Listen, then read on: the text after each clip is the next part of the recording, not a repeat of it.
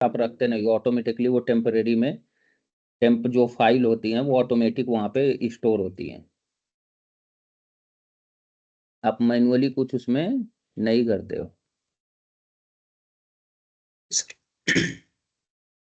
रुको, मैं अभी आपको दिखा देता हूँ, थोड़ा सिस्टम स्टार्ट कर रहा हूँ तो। Okay sir.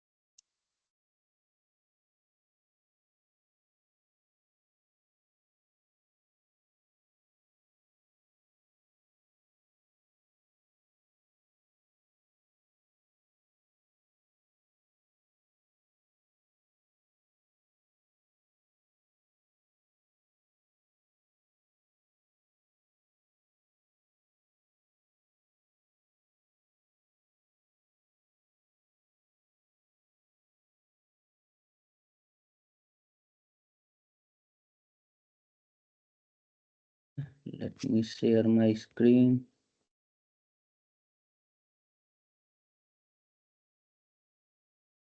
सो स्क्रीन दिख रहा है क्या अभी? Yes sir.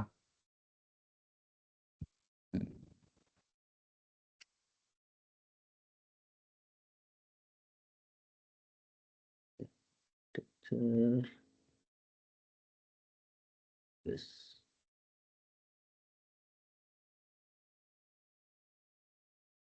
इसमें जैसे आप लोगों को दिखाता हूँ। ठीक है, तो अभी यहाँ देखो आर्किटेक्चर मैंने दिखाया है ना इसमें। तो there is no temp buffer. Yes already sir. आप लोगों को ड्यूरिंग द आर्किटेक्चर, मैंने जब आर्किटेक्चर एक्सप्लेन किया था तो वो बताया था कि और भी बैकग्राउंड प्रोसेस होते हैं, like the auto vacuum, right. और यहाँ पे इसमें टेम्प बफर होता है। ठीक है, इसमें ऑटो बैकअप होता है, स्टेट करके होता है स्टेटिक्स के लिए। ठीक है, तो वो उतना मतलब ऐसा बोले तो उतने कंपलसरी या इम्पोर्टेंट पैरामीटर्स नहीं है, मतलब प्रोसेस नहीं है, या टेम्प बफर जो है। अगर देखा होगा आप लोगों ने, जो टेम्प मैंने पढ़ाया था, तो उसमें जब हमने शो टेम्प टेबल स्पेस किया था तो उसमें टेम्परेरी टेबल स्पेस कोई आ नहीं रहा था, कोई दिखा नहीं रहा था, राइट। तो हमने particularly temporary table space create किया, और फिर वो टेम्परेरी टेबल स्पेस जो मतलब टेम्परेरी ऑब्जेक्ट्स के लिए हमने वो टेम्परेरी को असाइन किया। ठीक है, तो टेम्प बफर में होता क्या है एक्चुअली, नॉर्मली टेम्प बफर में सिंपली आपका ये बोल देने का, कोई पूछता है कि टेम्परेरी सेगमेंट स्टोर होते हैं। ओके ठीक है, सर। अब जैसे आप अपने सिस्टम में ही देखोगे, ठीक है, तो ये टेम्परेरी वाला है, ये टेम्परेरी वाला लोकेशन, राइट। अब यहाँ पे आप, मैं ये सब चीजें थोड़े कर रहा हूँ, कुछ नहीं कर रहा हूँ, बट ऑटोमेटिकली जो टेम्परेरी फोल्डर फाइल्स वैसे हैं, ठीक है, जिनकी नीड नहीं है, जो कि टेम्परेरी फाइल्स हैं, तो उनको सिस्टम ऑटोमेटिक इंटरनली मैनेज करता है और उनको टेम्परेरी में रख देता है, और फिर आफ्टर एक टाइम पीरियड होता है, इंटरनली ऑटोमेटिक सिस्टम ये सब चीज़ों का क्लीन अप करता रहता है, और सिंपली आप इसको डिलीट कर सकते हो यहाँ से, उनका कोई यूज नहीं है वैसा। ठीक है, तो वही सब चीज है।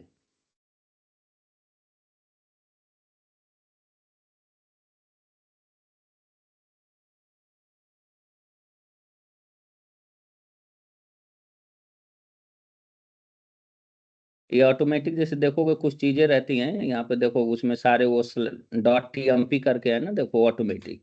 ठीक है, तो ये सब चीजें इसमें ऑटोमेटिक आती हैं, हम कोई पर्टिकुलरली ये लोकेशन पे जाके और टेम्प में हम लोग रखते नहीं है। ठीक है, वो ऑटोमेटिक टेम्परेरी सेगमेंट, उसमें वो डेटाबेस इंटरनली वो सब चीजें मैनेज करता है, कैप्चर करता है जो भी टेम्परेरी ऑब्जेक्ट होते हैं। फॉर टाइम बेइंग वो टेम्परेरी बफर में अवेलेबल रहते हैं, एंड देन आफ्टर वो एक टाइम पीरियड होता है, after time period database automatically उनका क्लीन अप कर देता है। इवन आपका जब डेटाबेस स्टार्ट भी होता है तब भी वो टेम्परेरी सेगमेंट जो मतलब टेम्परेरी टेम्प बफर में डेटा होते हैं ना, उनको ऑटोमेटिक क्लीन अप कर देता है वैसा। Yes sir. ठीक है, तो टेम्परेरी का वही मतलब है। यहाँ पे मैंने दिया है ना कि ये डेटाबेस में है वन और more temporary tables and the data blocks और पेजेस। ठीक है, तो of such temporary table need to separate allocation memory to be process. ठीक है, तो and temp buffer defined by the temp buffer parameter. The temp buffer are only used for the access to temporary tables in the user session. मतलब कि एक database में एक या एक से ज्यादा जो है कि टेम्परेरी ऑब्जेक्ट्स हो सकते हैं। ठीक है, सिंपली आप बोल सकते हैं। ठीक, या उसी को बोलते हैं कि डेटा ब्लॉक्स, या मतलब बताया हूं ना कि ये स्मॉल यूनिट स्टोरेज होता है जिसमें आपका मेन डेटा स्टोर होता है, ब्लॉक बोलते हैं। ओरेकल में ब्लॉक्स बोलते हैं, बहुत सारे डेटाबेस में इसको पेजेस बोलते हैं, तो सेम पोस्टग्रेस सिक्वल में भी इसको पेजेस ही बोलते हैं। ठीक है, बट उसको ब्लॉक्स भी बोलोगे तो कोई इशू नहीं है। तो वो टेम्परेरी एक या एक से ज्यादा भी टेम्परेरी मतलब ऑब्जेक्ट्स हो सकते हैं, वो कुछ भी लाइक टेबल हो सकता है, टेम्परेरी पेजेस हो सकते हैं। तो वो इंटरनली डेटाबेस खुद उनको आइडेंटिफाई करता है और उनको टेम्परेरी जो टेबल स्पेस हम देते हैं, ठीक है, या टेम्परेरी जो बफर होता है उसमें वो ऑटोमेटिकली डेटाबेस उनको रखता है फॉर टाइम बिंग। तो अब जब मतलब टेम्परेरी बफर में टेम्प डेटा रख रहा है, इट मीन्स उसको कुछ तो टेम्परेरी लोकेशन मतलब टेम्परेरी चीज चाहिए, टेम्परेरी मतलब टेबल स्पेस चाहिए, राइट, यस ताकि वो सर। डेटा को उसमें रीस्टोर कर सके। भले ही कुछ टाइम के लिए ही रख रहा हो बट वो चाहिए उसको, राइट। तो यस सर। उसमें यही होता है कि जब ये डेटा ब्लॉक्स मतलब ये टेम्परेरी रहते हैं, डेटाबेस इंटरनली उनको खुद रीड करता है, उसको पता रहता है कि हाँ ये टेम्परेरी है, उनको फिर टेम्प बफर में रख देता है फॉर टाइम बेइंग। और वो जो टेम्प बफर में रखता है, वो जो टेम्प टेबल स्पेस हम डेटाबेस को असाइन करते हैं, उसी में वो सब डेटा रहता है, और फिर वो डेटाबेस ऑटोमेटिकली इंटरनली वो सब चीजों का क्लीन अप करता रहता है। ओके। Yes sir, understood. हाँ, और क्या बोल रहे थे, क्या चीज?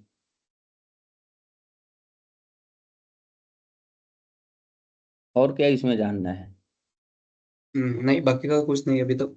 वही टेम्परी का ही कंफ्यूजन था। सेम देखो, शेयर्ड बफर क्या है, शेयर्ड बफर में जैसे कोई रिक्वेस्ट आया टू फेच द डेटा, ठीक है, तो वो हाँ। क्या होता है, अगर वो उसको बना बनाया एक्जीक्यूशन प्लान बफर में मिल गया, शेयर्ड बफर में, राइट, तो शेयर्ड बफर में मिल गया मतलब वो डायरेक्टली यहाँ से मतलब कि शेयर्ड बफर से वो डेटा यूजर फेच कर लेगा।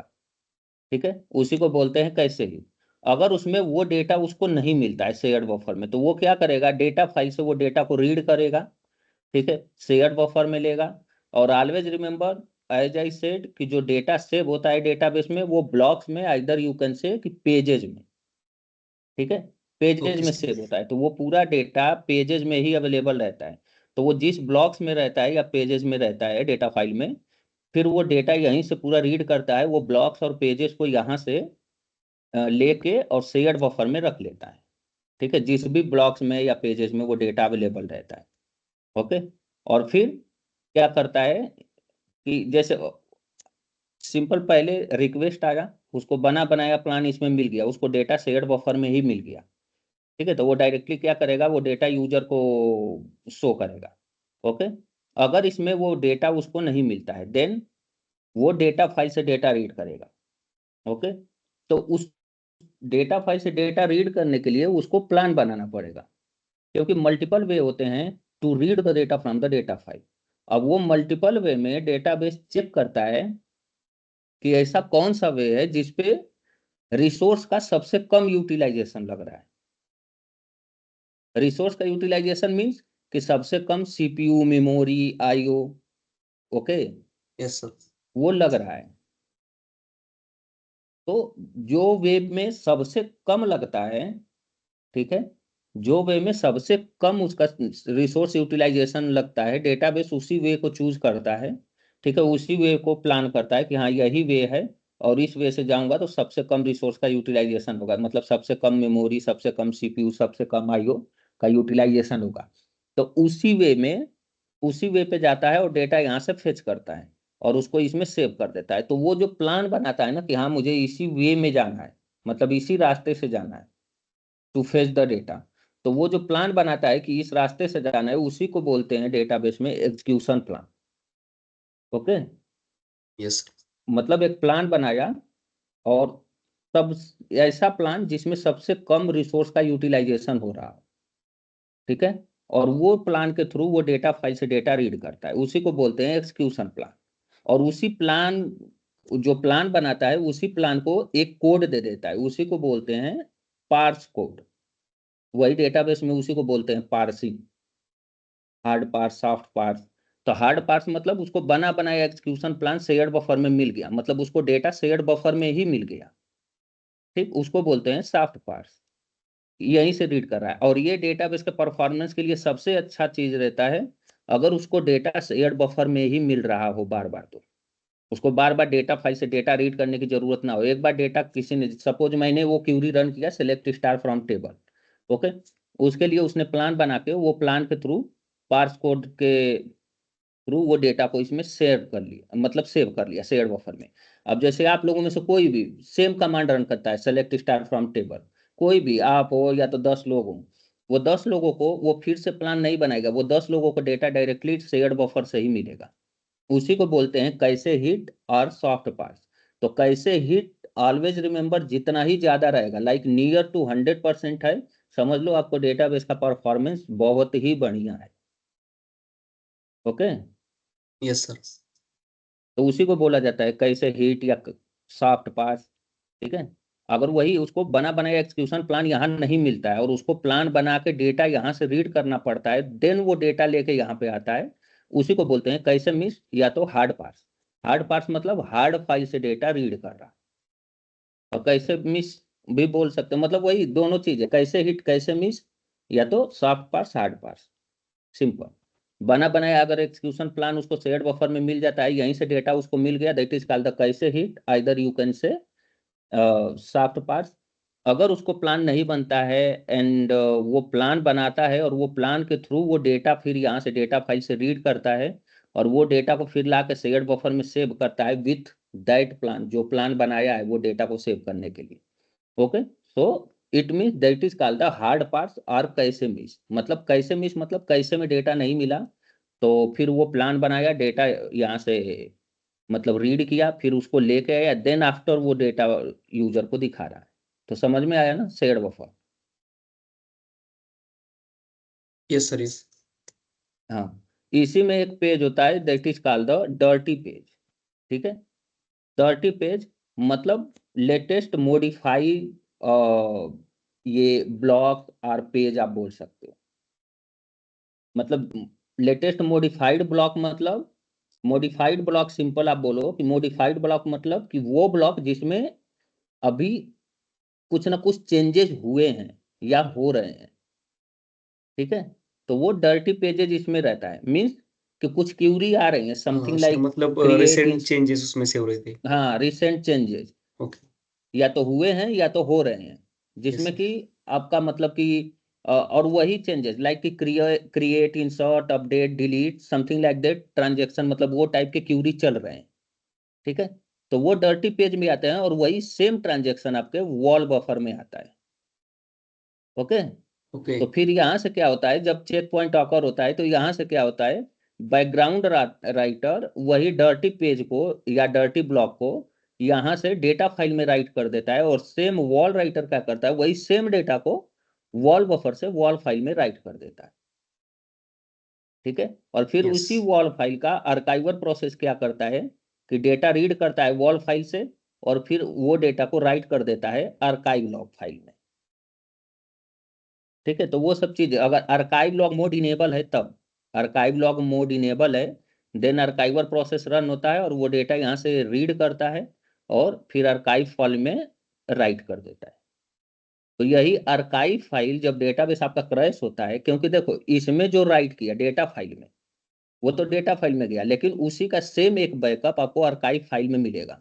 तो some time already I explain you कि अगर कभी डेटाबेस करप्ट हुआ और रात को आपने सपोज 12 बजे बैकअप लिया है, राइट, तो 12 बजे बैकअप लिया और अभी मान लो 9:54 हो रहा है, तो 9:50 पे आपका डेटाबेस क्रैश हो गया, राइट। तो Yes. अब रात को 12 बजे वाला बैकअप आप यूज करोगे, लेकिन 12 बजे से और 9:50 तक इतना डेटा वो कहाँ जाएगा, क्योंकि जब रीस्टोर करोगे बैकअप से ये डेटा फाइल को, ठीक है, तो ये क्या हो जाएगा, आपका डेटा फाइल का जो मतलब डेटा रहेगा वो केवल 12 बजे तक का ही डेटा बैकअप में अवेलेबल है, राइट। तो वो 12 बजे तक का ही डेटा इसमें बैकअप में डेटा फाइल में आएगा। फिर 12 बजे से 9:50 तक का डेटा किस में मिलेगा, वो मिलेगा आपको आर्काइव लॉग फाइल में। तो उसमें एक कमांड होती है, वो सेट किया जाता है, तो वो क्या करता है फिर डेटा जब आप स्टार्ट करते हो डेटाबेस को, ठीक है, तो वो फिर क्या करता है कि देखता है कि इसमें 12 बजे तक का ही डेटा है और ये 12 बजे हमारा ये आर्काइव लॉग सीक्वेंस था, ठीक है। तो वो सीक्वेंस के बाद से और फिर 9:50 तक का जो डेटा है मेरा वो आर्काइव लॉग फाइल में है। तो वो फिर क्या करता है, यहाँ से डेटा रीड करना स्टार्ट करता है और वॉल फाइल में अप्लाई करता है, फिर वही वॉल फाइल का डेटा डेटाबेस में सेव होता है।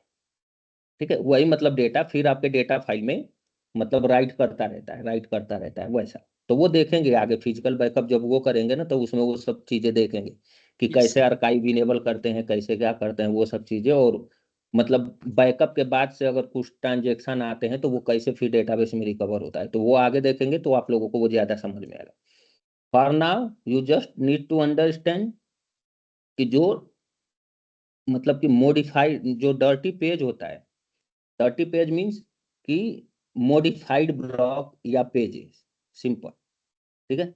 मॉडिफाइड ब्लॉक और पेजेस, तो मॉडिफाइड ब्लॉक और पेजेस मतलब कि जिसमें ट्रांजेक्शन आया है या ट्रांजेक्शन आ रहा है, Means recent ठीक है। changes. तो वही सेम ट्रांजेक्शन जो आपके पेज में आता है, ठीक है, डर्टी पेज में या डर्टी ब्लॉक में आता है, वही सेम ट्रांजेक्शन आपके वॉल बफर में जाता है। तो ऑलरेडी मैंने बोला है कि वॉल बफर में वही ट्रांजेक्शन आते हैं जो कि which is going to change something in the database. Means आप क्रिएट करोगे, it means something you are writing in the database. Insert करोगे, इट मीन्स कि कुछ नया डेटा आप डेटाबेस में इंसर्ट कर रहे हो। ड्रॉप कर रहे हो मीन्स आल्सो, अगर ड्रॉप रन कर रहे हो मीन्स डेटाबेस का स्टेटस चेंज हो रहा है, कुछ ना कुछ तो डेटाबेस से चीजें निकल रही हैं।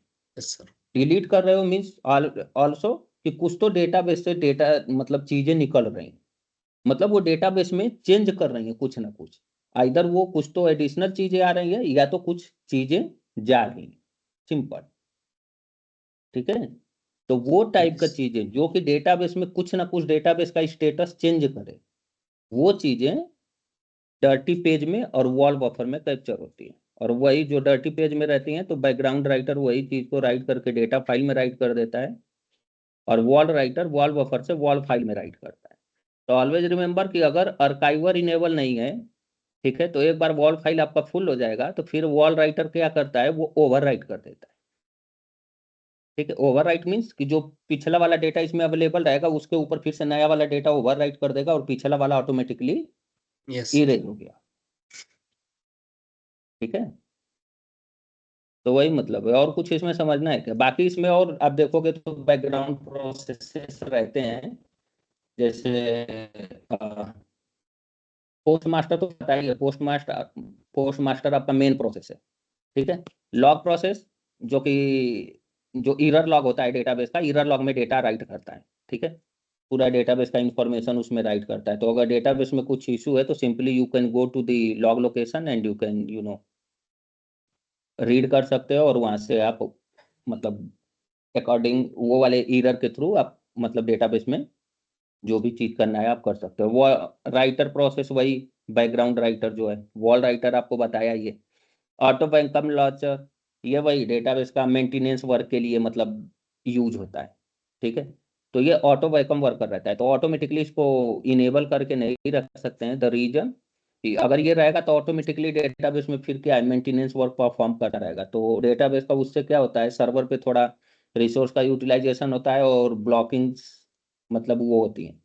तो इट्स बेटर कि हम ऑटो बैकअप करते हैं, वो सब आगे है। परफॉर्मेंस ट्यूनिंग जब पढ़ेंगे तो उसमें ऑटो बैकअप दिखाऊंगा कि what actually auto backup is doing.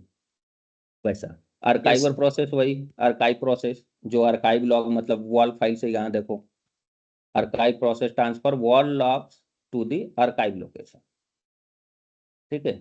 ये ऑप्शनल होता है, बाय डिफॉल्ट ये ऑफ होता है, इसको इनेबल करना पड़ता है डेटाबेस में, ठीक है। और जो भी वॉल फाइल में डेटा आएगी वो वहां से रीड करता है और उसको फिर अप्लाई करता है, ओके।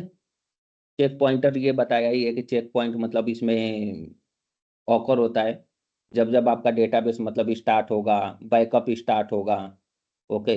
जब डेटाबेस मतलब शट डाउन होगा, क्रिएट होगा, ठीक है। तो वो सारी चीजें वो टाइम पे चेक पॉइंट ऑकर होता है। स्टेट कलेक्टर वही डेटाबेस का जो स्टेट्स होता है, स्टेट्स इन द सेंस कि जो उसमें डेटा आ रहे हैं उनका स्टेटिस जो वो होता है स्टेटिस्टिक्स, वो अप टू डेट होना चाहिए। मतलब वही सब जो उसका स्टेटिस्टिक होता है, उसी को वही सब चीजें इंफॉर्मेशन डेटाबेस में सेव होती हैं, और जिससे डेटाबेस आपका मतलब बोल सकते हैं कि running in the what I can say consistent mode. Statics उसका अप टू डेट रहेगा तो डेटाबेस स्टेटिक्स मींस कि जितनी भी फाइल्स हैं, ठीक है, सब में सेम इंफॉर्मेशन डेटाबेस का अवेलेबल है। और वो कैसे होता है, जब उसका जो स्टेट्स होता है, सिंपल उसको अगर इन शॉर्ट अगर केवल रीड करोगे तो क्या है, स्टेट्स, ठीक है। स्टेट्स मींस कि डेटाबेस का स्टेट, ठीक है, उसी को बोलते हैं कि स्टेटिस्टिक। मतलब जो भी डेटाबेस का चेंजेस एंड ऑल सारी चीजें हो रही है वो सब वो पूरा स्टेटिस्टिक अप टू डेट होना चाहिए डेटाबेस में, सिंपल, ठीक है। तो वही है, बाकी ये मतलब उतने वो नहीं थे ये वाले और auto vacuum launcher, so that way I did not उसमें डायग्राम में उनको ऐड नहीं किया हुआ है। बाकी ये सब चीजें आप मैन्युअली कर सकते हो। बाकी ये सब उसके फाइल्स हैं, फाइल्स जो डेटा डायरेक्टरी लोकेशन पे जो डायरेक्टरी एंड फाइल्स अवेलेबल रहती है, ठीक है। और ये इसकी डेटा फिजिकल फाइल्स में ये मेन फाइल्स है, जैसे कि उसकी डेटा फाइल्स हो गई, वॉल फाइल्स हो गई, आर्काइव लॉग फाइल हो गई और ईरर लॉग फाइल हो गई। ये चार इसके मेन फिजिकल फाइल्स हैं जो कि अवेलेबल रहती हैं। अब वही data file in the sense कि पूरा जो टेबल स्पेस क्रिएट कर रहे हैं एंड ऑल सारी चीजें, वो जो भी पीजी डेटा की लोकेशन पे अवेलेबल है सारी चीजें वो, ठीक है। Yes sir. और कुछ इसमें डाउट? नहीं अभी तक तो नहीं। आप तुमको कुछ नहीं sir. Okay, then let's go to the अपना बैकअप वाला पार्ट।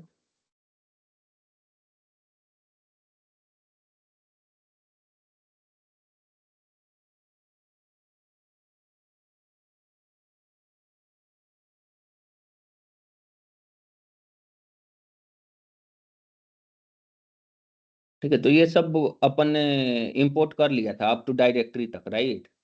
कस्टम को रीस्टोर कर लिया था using PG restore. And as I told you कि लाइक अगर फाइल आप रन करोगे फाइल स्टार, तो यहाँ पे सारे फाइल का इंफॉर्मेशन दे देगा कि कौन कौन सी प्लेन टेक्स्ट फॉर्मेट बैकअप है, राइट, उनका ऐसे एस्की टेक्स्ट करके रहेगा, ओके। कौन सा कंप्रेस्ड बैकअप है वो ऐसे दिखाएगा आपको। तो यहाँ पे 3 फाइल कंप्रेस्ड बैकअप है, एक कस्टम बैकअप है जो यहाँ पे दिखा रहा है, ठीक है, और एक आपका डायरेक्टरी बैकअप है। हाँ, 2 डायरेक्टरी बैकअप है यहाँ पे देखो, 2 डायरेक्टरी बैकअप है। तो ये दोनों देखोगे तो आप ये दोनों डायरेक्टरी बैकअप है, ओके। और फिर ये सब कंप्रेस्ड बैकअप है, जी जिप वाले, ये जी जिप जो कंप्रेस्ड दिया है ना, ये 3 देखोगे, ये 3 जो है कि कंप्रेस्ड बैकअप है, राइट।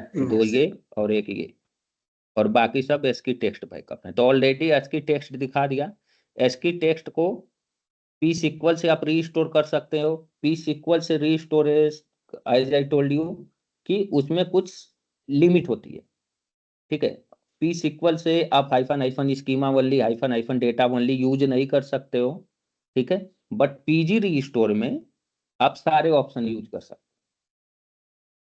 हो, ओके। पीजी रीस्टोर से आप सारे ऑप्शन यूज कर सकते हो, और पीजी रीस्टोर आप यूज कर सकते हो कस्टम बैकअप के लिए, डायरेक्टरी बैकअप के लिए, ओके। और केवल अपना जी जिप बैकअप, ये कंप्रेस्ड बैकअप बचा था आप लोगों को दिखाने के लिए, तो वो मैं दिखा दूंगा आप भी, ठीक है। तो इफ यू रिमेंबर कि हमने कैसे लिया था उसका बैकअप, डंप वाला pgctl, let me check the status is running। यहाँ देखो ये सारे डेटाबेस अवेलेबल हैं, ठीक है। तो मैं फिर क्या करता हूँ, मैं यहाँ पे बैक,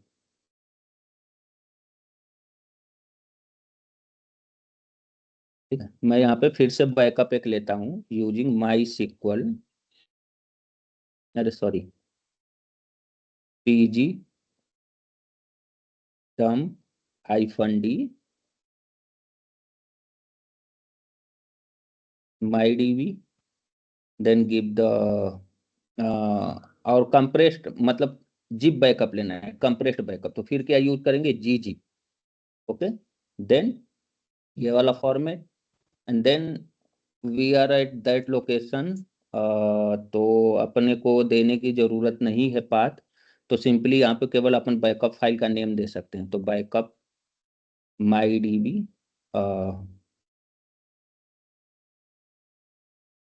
कंप्रेस्ड बैकअप _ हाँ, you can give the date also.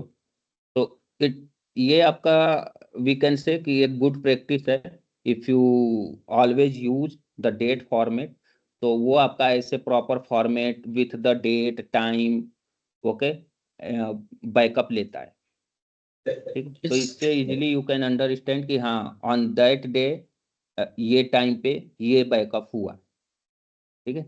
Also in the same way we can schedule our backup, और ऐसे ही अपन डेट फॉर्मेट अपन ऐसे दे सकते हैं, ठीक है, on the line x. Windows के लिए फिर विंडोज के हिसाब से उसमें मतलब कि फॉर्मेट देना पड़ता है, ओके। तो यहाँ पे ऐसे आप इजीली दे सकते हो। और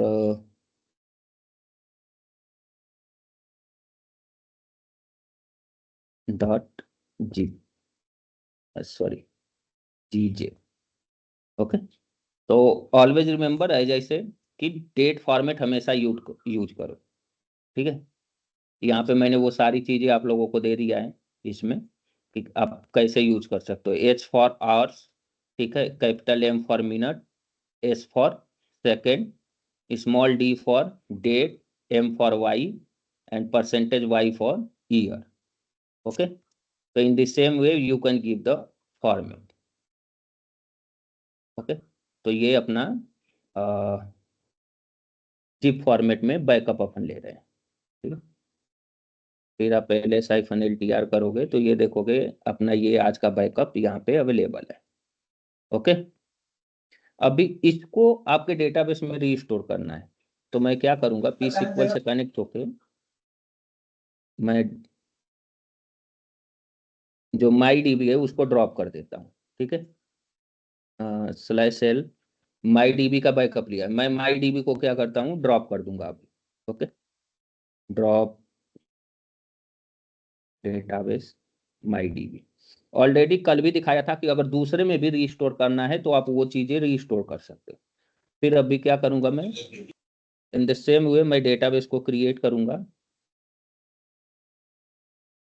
अभी अगर आप /l दोगे तो देखोगे यहाँ माई डीबी अवेलेबल नहीं है, राइट। माई यस डीबी सर। अवेलेबल नहीं है, माई डीबी स्ट्रक्चर अवेलेबल है, बट ये वाला माई डीबी अवेलेबल नहीं है, स्ट्रक्चर पहले भी था, राइट। अभी अपन क्या करेंगे, माई डीबी क्रिएट करेंगे, ठीक है। माई डीबी अपन ने क्रिएट कर, अब इसमें अगर आप माई डीबी करते हो और यहाँ टेबल अगर चेक करोगे /dt, तो कुछ भी टेबल अभी मिलेगा नहीं। रीजन, हमने केवल लिम्पटी डेटाबेस क्रिएट किया है, there is no table is available. Okay, तो अपन क्या करेंगे, यहाँ से क्विट करेंगे और अपन कौन सा बैकअप रीस्टोर करेंगे, जो जिप वाला बैकअप है, ये वाला। तो इसको लिए क्या करते हैं, आपने देखा होगा जो बैकअप हमने यूज किया तो उसमें पाइप जी जिप देते हैं, ठीक है। अब इसको क्या करेंगे, अनजिप करेंगे और रीस्टोर करेंगे। तो हाउ वी कैन डू, सबसे पहले आपको कल मैंने बताया था कि देते हैं गनजिप, ठीक है, जी जी अनजिप, ओके, तो उसको यस सर। गनजिप भी बोलते हैं। ओके, फिर यहाँ पाइप दे दो, सॉरी, ये दे दो, फिर बैकअप फाइल नेम दे दो, ओके, फिर पाइप पी सिक्वल -d, और कौन से डेटाबेस में रीस्टोर करना है वो डेटाबेस का नेम दे दो, दैट्स इट। अगर उसमें मान लो ऑथेंटिकेशन जो बताया था ना कि HBA इनेबल रहता है, तो फिर आपको user name and password and all सब देना रहता है, राइट। तो वो सब आगे देना, मतलब जब नीड रहेगी तो देने का, नहीं नीड रहेगी तो नहीं देना, वैसा। बट ये तो मैंडेटरी है, ये आपको फॉर्मेट पता होना चाहिए कि how we can restore the compressed backup in the database. तो ऐसे करके आप दे सकते हो सिंपल, ठीक है। अभी सब क्या हो गया, इंपोर्ट हो गया। Let's connect to the database again, connect to the my DB again, and if you remember हमने जो /dt दिया था उसमें कुछ भी नहीं था। Now we have all the table, right. अगर यस इसमें सर। आप रन कर सकते हो, select star from test, then सारे डेटा अवेलेबल हैं। डेमो में भी ऐसे ही 4 रोज होंगे, वो अवेलेबल होंगे, ओके। T1 में जो भी डेटा रहा होगा बैकअप में वो रहेगा, इधर वो इम्पटी ही था, आई थिंक T2 भी इम्पटी था, ठीक है। तो ऐसे ही अपन रीस्टोर कर सकते हैं। अगर वही सेम वे आपको ये वाला जो बैकअप है माई डीबी का, जो ये जी कंप्रेस्ड बैकअप है, अब इसको किसी दूसरे में इंपोर्ट करना है, ठीक है। तो आप क्या करोगे, पी सिक्वल करो, कोई नया डेटाबेस से क्रिएट करो, okay. Create database, suppose I am creating the database by my name, okay. Now I can see Satish database is available, right? I will connect to the Satish database, okay. यहाँ पे हम /dt करते हैं, कुछ भी नहीं है, right. अभी अपन क्या करेंगे, यहाँ से एग्जिस्ट हो जाएंगे और सेम वही सेम कमांड देंगे यहाँ पे। बस जो ये डेटाबेस नेम है, ये -d मतलब कि डेटाबेस, -d के बाद आपको डेटाबेस का नेम देना है, तो -d specially use for the database name. Hyphen आपको दिखाया है, hyphen capital U use for the user name, right. Hyphen इसमें हेलो। H भी रहता है। हेलो, मेरी स्क्रीन स्टॉप हो गया था। क्या अभी दिख नहीं रहा है? नहीं, मेरे में अभी बस क्रिएट कर दिया था, अभी दिखा। दिख रहा है ना अभी? हाँ, अभी दिख रहा हाँ, है। तो इसमें वही है, देखो यहाँ पे जी अनजिप दे रहे हैं, बैकअप नेम दे रहे हैं, ये पाइप है, पी सिक्वल यूटिलिटी जिससे अपन डेटाबेस में यूज होते हैं, -d का मतलब database, and this is the database name, right. यहाँ पे देखे हैं /सतीश डेटाबेस से कनेक्ट होके, इसमें देखा कोई टेबल नहीं है, राइट। अभी ये करेंगे, अभी ये हो गया। Now again I will connect to the P SQL, connect to the Satish again and run the same command /dt वाला। देखो अब उसमें मतलब जो माई डीबी में जो भी डेटा टेबल थे सारे इसमें आ गए, जो भी डेटा रहेगा सब इसमें आ जाएगा, ओके। सब देखो डेमो के भी 4 रोज थे, वो भी आ जाएंगे। ओके। Yes sir. हाँ, तो ये आपका लॉजिकल एंड बैकअप था, लॉजिकल बैकअप एंड रिकवरी। तो in the same way we do the database backup and recovery, like the logical backup and recovery. समझ में आया ना ये? हाँ सर। कोई देखो डाउट रहेगा सिंपली वो पूछने का।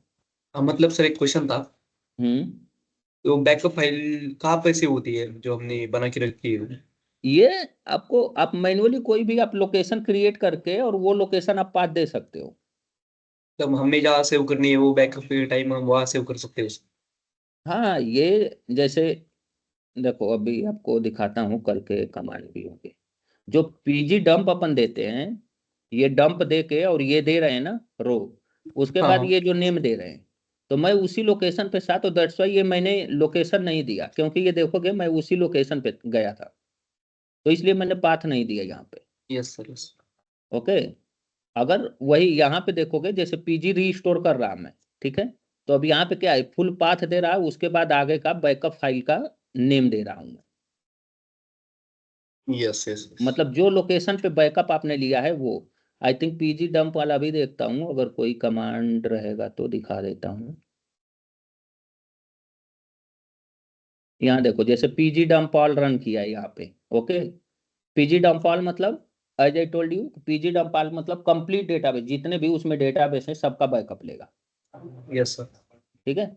और ये दिया मैं हमने, मतलब ये, इसका मतलब ये है कि जो बैकअप होगा वो यहाँ पे वो करना है, मतलब ये बैकअप फाइल में पूरा वो बैकअप राइट करना है। और उससे पहले हमने क्या दिया है, ये पाथ दिया हुआ है /u01 dump backup. Yes yes. तो ये बैकअप नेम से एक डायरेक्टरी क्रिएट करना पड़ेगा। और ऑलवेज रिमेंबर कि ये जब क्रिएट कर रहे हो तो या तो आप पोस्टग्रेस यूजर से कनेक्टेड रहो। जैसे अभी हम करेंटली आप चेक करोगे तो पोस्टग्रेस यूजर से यहाँ कनेक्टेड है। ओके। तो वो जो डायरेक्टरी रहेगी, वो डायरेक्टरी का owner should be the Postgres user only. यहाँ पे रन करोगे ls-ltr, तो देखो ये डंप बैकअप वाली डायरेक्टरी अवेलेबल है, और उसका ऑनर कौन है, पोस्टग्रेस यूजर। ओके। तो मीन्स डेटाबेस से रिलेटेड जो भी काम करोगे, जैसे ये डंप बैकअप के लिए था, वैसे ही आगे अपन फिजिकल बैकअप के लिए जब देखेंगे, तो सपोज यहाँ पे मान लो मुझे फिजिकल बैकअप के लिए एक वो डायरेक्टरी क्रिएट करना है, तो मैं सिंपली mkdir-p u01 लोकेशन पे ऑलरेडी है, either give the full path u01, okay, /physical_bkp। ठीक है। तो ऑलरेडी पोस्टग्रेस से हम कनेक्टेड हैं, राइट, ऑलरेडी पोस्टग्रेस से कनेक्टेड हैं, और ये डायरेक्टरी क्रिएट किया। अभी अपन ls-ltr करेंगे तो यहाँ देखो फिजिकल फाइल क्रिएट हो गई। अब जब अपन फिजिकल बैकअप लेंगे तो इसी लोकेशन पे फिजिकल बैकअप लेंगे, पाथ देंगे बार बार, और वो फिर फिजिकल बैकअप वहीं पे लेंगे। Okay sir understood. ठीक है। तो वही है, लॉजिकल बैकअप के लिए भी आपको डायरेक्टरी क्रिएट करना पड़ेगा, but always remember the owner should be the Postgres only. Yes sir. अगर ऑनर कुछ अलग दिखाता है तो ऑलरेडी मैंने दिया है ना ch-on करके, ch-on-r, और वो डायरेक्टरी का नेम दे दोगे तो ऑनरशिप चेंज हो जाएगा। ch-on मतलब चेंज ऑनर। ठीक है। Yes sir. ये रहता है ch-on-R, देन यूजर नेम रहता है। ठीक है। उसके बाद वो यूजर का जो ग्रुप है, तो इसका ग्रुप भी क्या है, पोस्टग्रेस ही है। एंड देन आफ्टर वो डायरेक्टरी का नेम रहेगा, that's it. And always remember कि जब ये ch-on रन कर रहे हो तो ऑलवेज रिमेंबर कि इसका मतलब रूट से अगर दूसरा कोई यूजर है इसका ऑनर और पोस्टग्रेस को बनाना है, तो ऑलवेज रिमेंबर कि यहाँ आप रूट से कनेक्टेड रहो, रूट से कनेक्ट होके एंड देन ये कमांड रन करो। ठीक है। रूट से कनेक्ट रहेगा तो किसी का भी वहां से चेंज कर सकता है क्या ऑनर का? क्या चीज? रूट पे रहेंगे तो किसी के का भी ऑनरशिप नेम चेंज कर सकते हैं। हाँ, रूट वो, क्योंकि देखो सुपर यूजर है लाइनेक्स ओएस का, ये जो रन कर रहे हो ना ये पूरा ओएस है, लाइनेक्स ओएस है जो यहाँ पे आपने इंस्टॉल किया हुआ है। ओके। अब ये ओएस का जो रूट है वो मेन आपका सुपर यूजर है। अब उससे आप कुछ भी कर सकते हो, इवन ये पोस्टग्रेस यूजर है, इसका जो अगर पासवर्ड भूल भी गए रीसेट कर सकते हो। ठीक है, रूट से ही कनेक्टेड हो, रूट का पासवर्ड उसी का रीसेट कर सकते हो। कोई भी यूजर या तो अदर ग्रुप आप ऐड कर सकते हो। तो वो आपका मेन लाइनेक्स ओएस का वो सुपर यूजर है, root. Using the root user आप कुछ भी कर सकते हो इन दी लाइनेक्स, मतलब ये वाला लाइनेक्स ऑपरेटिंग सिस्टम पे। Okay sir. ठीक है। Yes sir. तो ये टोटल जो अभी तक अपन ने लर्न किया वो लॉजिकल बैकअप था। तो लॉजिकल बैकअप से क्या है, लॉजिकल बैकअप से आप पर्टिकुलर डेटाबेस का बैकअप लिए, पर्टिकुलर टेबल का बैकअप लिए, राइट। केवल स्ट्रक्चर का भी बैकअप ले सकते हो। स्ट्रक्चर इन द सेंस कि टेबल का डेटा नहीं रहेगा, केवल स्ट्रक्चर का बैकअप होगा, राइट। मतलब जो भी डेटाबेस क्रिएट है, उसके जो भी टेबल्स हैं, टेबल में जितने कॉलम्स हैं, जो भी उसके मतलब कि द फंक्शन, ट्रिगर, इंडेक्स जो हैं, मतलब मेटा डेटा उन्हीं को बोलते हैं। ठीक है, मेटा डेटा मतलब कि डेटा नहीं रहेगा टेबल में, जो 4 रोज 5 रोज वो दिखा रहा था ना। ठीक है,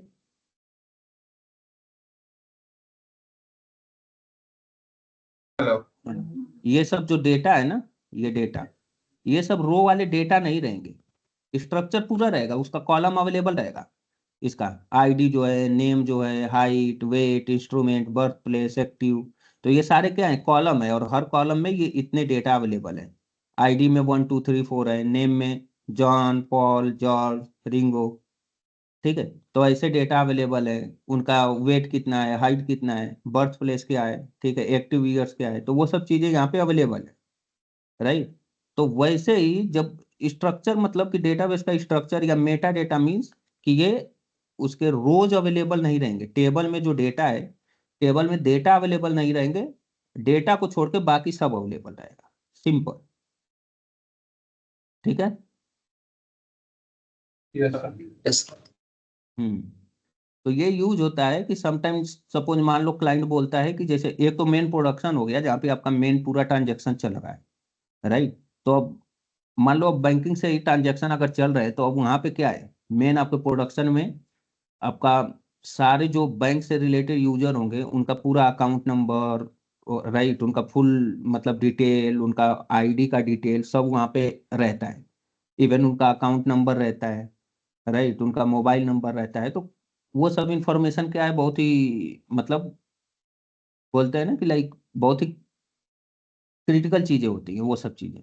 तो वो किसी के साथ शेयर बैंक नहीं कर सकता। अब वो बोलते हैं कि हम एक टेस्ट मशीन बना रहे हैं और वहां पे ये सारे मतलब टेबल हमको रहना चाहिए। मतलब जो भी वहां पे वो डेटाबेस है, वो डेटाबेस और उसके टेबल सब रहना चाहिए। ठीक है, और उनका ये भी है कि लेकिन जो उसमें डेटा है वो डेटा हमको नहीं चाहिए, क्योंकि हमारे डेटा बहुत ही मतलब हम एज ए सिक्योरली काम कर रहे हैं, तो वहां से हम डेटा मतलब यहाँ पे लेके नहीं आ सकते, वो किसी के साथ शेयर नहीं कर सकते। हमको खाली एज इट इज उसका डेटा यहाँ पे चाहिए। फिर उसके बाद वो क्या करते हैं, डमी डेटा उसमें डाल के और चीजें टेस्ट करते हैं। ओके, तो वो सिनारियो में आप क्या कर सकते हो, यूज करोगे hyphen hyphen schema only, hyphen hyphen schema only use करोगे। Using hyphen hyphen schema only आप केवल डेटाबेस का या तो पर्टिकुलर टेबल का भी आप केवल स्ट्रक्चर का बैकअप लोगे, और उसमें ये आपके डेटा नहीं आएंगे। इवन अगर फुल बैकअप अवेलेबल भी है जिसमें कि सारी चीजें अवेलेबल है, पूरा डेटाबेस, टेबल, उसके सारे डेटा सब अवेलेबल है, तो using the PG restore command आप सिंपली उसको रीस्टोर कर सकते हो। बट ऑलवेज रिमेंबर, अगर पीजी रीस्टोर से आप hyphen hyphen schema only use करने जा रहे हो तो ऑलवेज रिमेंबर, या तो वो बैकअप मोड कस्टम मोड हो या तो डायरेक्टरी मोड हो, तभी आप उसमें से स्कीमा ओनली रीस्टोर कर सकते हो। अगर आपका प्लेन टेक्स्ट बैकअप है, ठीक है, जैसा मैंने दिखाया, फाइल लिख के बैकअप फाइल पूरा नेम दे दोगे तो वो दिखा देगा कि कंप्रेस्ड बैकअप है, डायरेक्टरी बैकअप है, कस्टम बैकअप है, या हेलो। आस्की टेक्स्ट बैकअप है। तो आस्की टेक्स्ट मतलब कि प्लेन बैकअप। सर 1 मिनट और गए हैं। ओके।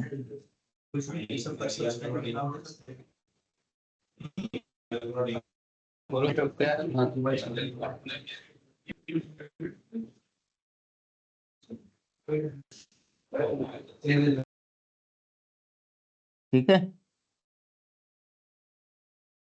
एक मिनट सर। हाँ, मंदिर का चालू नहीं हुआ है। हो गया ना? मंदिर का बाकी है, उसका कनेक्ट नहीं हुआ है, रिकॉर्डिंग उसमें चालू है ना, तो ओके।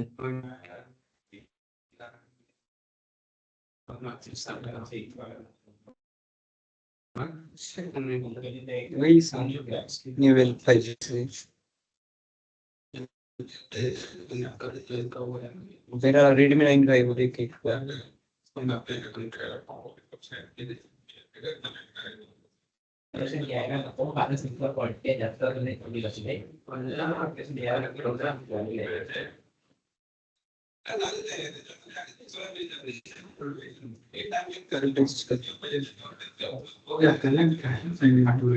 कनेक्टेड प्रेस पर उसपे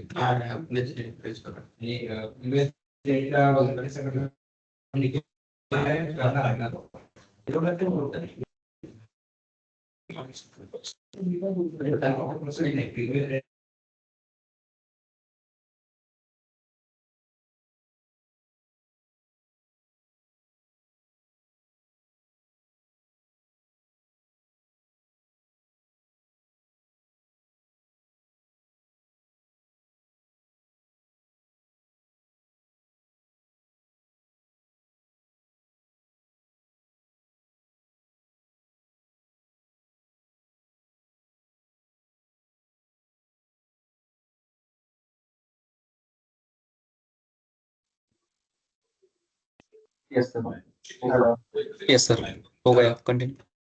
हो गया। हेलो। Yes sir. तो अब भी देखो, अब अपन देखेंगे इसके बाद, लेट मी गो टू दी,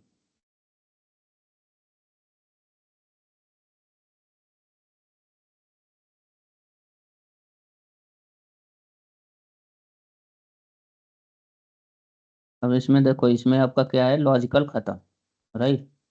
अब अपन देखेंगे आर्काइव मोड कैसे चेक करते हैं, इनेबल करते हैं, और फिर फिजिकल बैकअप कैसे लेते हैं। ओके। और फिर यहाँ देखो डीबी रेप्लिकेशन है, स्विच ओवर, फेल ओवर, जो भी मतलब उसका वो है, master to slave, slave to master, वो देखेंगे। परफॉर्मेंस ट्यूनिंग बस खत्म। हाँ, थोड़ा बहुत पार्टीशन का भी आप लोगों को बता दूंगा। बाकी टेबल मैनेजमेंट बताया ही कि टेबल क्रिएट, उसमें डेटा इंसर्ट एंड ऑल, तो अपन ने देखा ही, राइट। तो वो सब चीज़ें देख लेंगे। बाकी यही है, ये तो मैंने एडिशनली एक टॉपिक आप लोगों के लिए ऐड किया है, तो लेट्स सी। इसका वो सब हो गया तो मैं इसका अपग्रेड भी आप लोगों को दिखा दूंगा वैसा, ठीक है। तो नाउ अपन अब भी देखेंगे ये आर्काइव मोड कैसे इनेबल करते हैं, और उसका physical backup and recovery. Okay. तो देखो इसमें क्या है, जो फिजिकल बैकअप जो होता है, ये बेसिकली फिजिकल बैकअप दो टाइप का होता है, ठीक है। Let me show you on paint, just a second।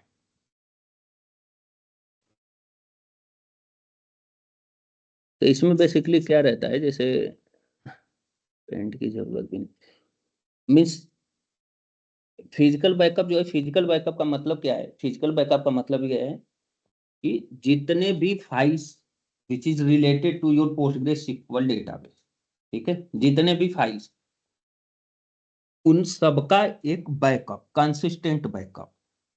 Okay. Consistent backup लेना है, ताकि कभी अगर डेटाबेस लेवल पर फाइल डिलीट हो गई, करप्ट हो गई, ओके, तो फिर वो बैकअप के थ्रू आप डेटाबेस को रिकवर कर सको। तो उसमें दो मोड होते हैं, ऑफलाइन और ऑनलाइन, ठीक है।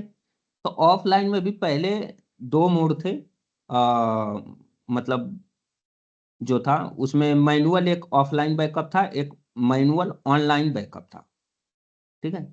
और एक ओरेकल, सॉरी, ये पोस्टग्रेस सिक्वल का एक टूल है, that is called the PG base backup, जो कि करेंटली वही यूज होता है। तो वो एक बहुत ही एडवांस बैकअप टूल है। यूजिंग वो पीजी बेस बैकअप आप कंप्लीट डेटाबेस का बैकअप ले सकते हो, ठीक है। तो ऑफलाइन में क्या होता है, जैसे इसमें ये मैनुअल मैंने दिया हुआ है ना, मैनुअल बैकअप ऑफलाइन, ओके। तो मैनुअल बैकअप ऑफलाइन में क्या होता है, आपको कंप्लीट डेटाबेस को शट डाउन करना पड़ता है। ओके, ये जो सर्विस रनिंग है PGCTL वाली, इसको स्टॉप करना पड़ेगा, डेटाबेस बंद होना चाहिए। ठीक है, डेटाबेस बंद रहेगा एंड देन आफ्टर उसके जो जो लोकेशन पे सब फाइल्स हैं, सेम लाइक आप जैसे यहाँ पे देख रहे हो, तो यहाँ पे जैसे कनेक्ट हो गए P-SQL से। ओके, तो इसकी जो डेटा डायरेक्टरी है, तो डेटा अंडर इसको डायरेक्टरी। ओके, तो जो भी डेटा डायरेक्टरी, अब ये लोकेशन पे जितनी फाइल है उनको आपको कॉपी करके लेना है। ओके, और फिर जो मैन्युअली क्रिएटेड जो टेबल स्पेसेस हैं, ठीक है, तो ये लोकेशन पे देखो, ये टेबल स्पेस है। ठीक है, ये लोकेशन पे ये टेबल स्पेस है। ठीक है, तो इन सब का मैन्युअली इनको भी कॉपी करना पड़ेगा। ठीक है, मतलब डेटाबेस बंद रहेगा, आपका ये जो सर्विस है ये पूरी बंद रहेगी, और फिर ये लोकेशन आपको निकाल के रखना है, और फिर ये लोकेशन से ये एक तो डेटा डायरेक्टरी लोकेशन पे जो भी पाथ है, या ये लोकेशन पे जो भी फाइल्स हैं सबको कॉपी करके लेना है एक दूसरे लोकेशन पे। फिर जो मैन्युअली क्रिएटेड टेबल स्पेसेस है उनको कॉपी करके लेना है दूसरे लोकेशन पे, मतलब बैकअप लोकेशन पे।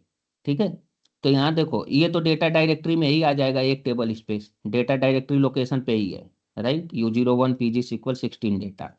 तो इसको अलग से कॉपी करने की जरूरत नहीं है, बट न्यू TVS जो है ये दूसरे लोकेशन पे है, राइट, तो इसको मैन्युअली कॉपी करना पड़ेगा, और जो टेम्प वाला क्रिएट किए हैं इसको मैन्युअली कॉपी करना पड़ेगा। उन सबको कॉपी करके फिर अब डेटाबेस की जो सर्विस है PGCTL स्टार्ट से स्टार्ट कर दो, और फिर जहां पे आपने इनको कॉपी किया है उसको जिप कर दो और उसको रखे रहो वैसा।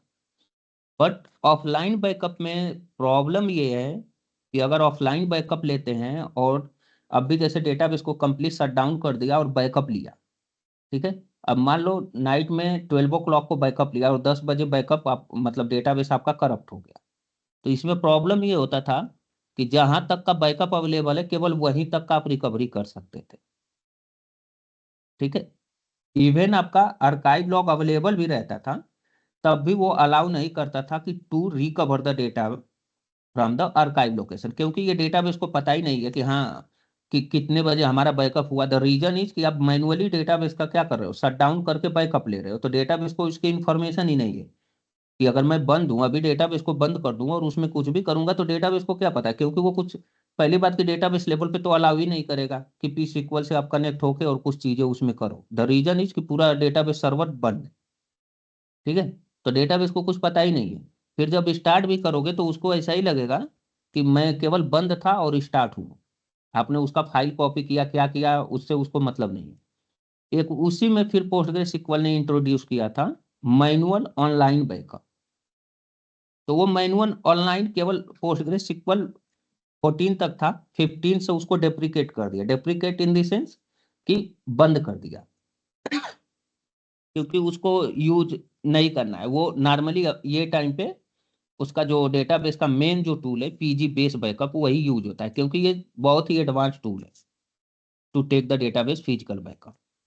ओके, तो ऑनलाइन बैकअप में पहले क्या होता था टिल द पोस्टग्रे मतलब PostgreSQL 15 से पहले, कि डेटाबेस का आर्काइव मोड एक होता था।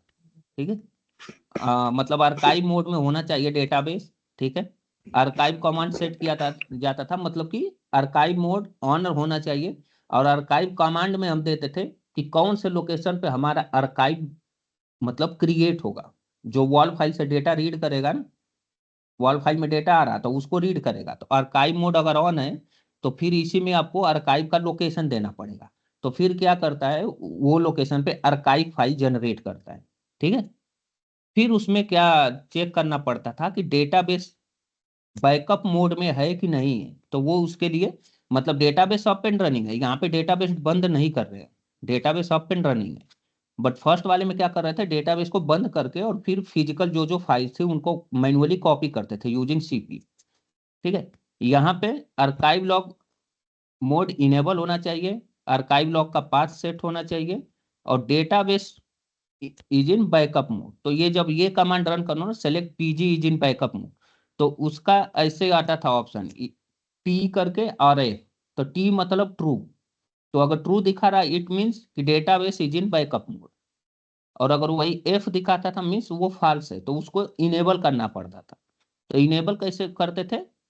By using PG start backup, here we can give the backup 1 backup 2 something like that। Okay, तो ये जब कर देते थे, उसके बाद आप ये कमांड अगर रन करो select PG is in backup, तो वो फिर आपको ट्रू दिखाता था। ट्रू मीन्स कि अब डेटाबेस इन बैकअप मोड में है। तो जब बैकअप मोड में है तो इसमें यहाँ भी फिर वही करते थे हम, यूजिंग सीपी, जैसे यहाँ पे डेटाबेस पूरा स्टॉप करके, यहाँ पे आप देख रहे हो स्टॉप वाले में स्टॉप करके, और फिर यूजिंग सीपी हम लोग पूरा पीजी डेटा अदर लोकेशन पे अगर टेबल स्पेसेस क्रिएटेड है वो लोकेशन पूरा सब कॉपी करते थे बैकअप लोकेशन पे। ओके, बैकअप लोकेशन पे कॉपी करते थे। यहाँ भी वही सेम कर रहे हैं कि सब पीजी डेटा टेबल स्पेस सब मतलब 1 बाय 1 मैनुअली आपको सब कॉपी करना है। ठीक है, और फिर जब ये कॉपी हो जाता था सक्सेसफुल, फिर जो डेटाबेस बैकअप मोड में रहता था उसको फिर स्टॉप कर देते थे। तो उसके लिए फिर ये था सेलेक्ट पीजी स्टॉप बैकअप, और फिर ये जो भी नेम से यहाँ पे आप स्टार्ट कर रहे हो with the same name you need to stop it. तो फिर वो क्या हो जाता था, वो स्टेटस फॉल्स हो जाता था। मतलब ये पूरा कॉपी हो गया जब डेटाबेस बैकअप मोड में था। ठीक है, और फिर ये स्टेटस इसका जो बैकअप मोड था वो फॉल्स हो गया।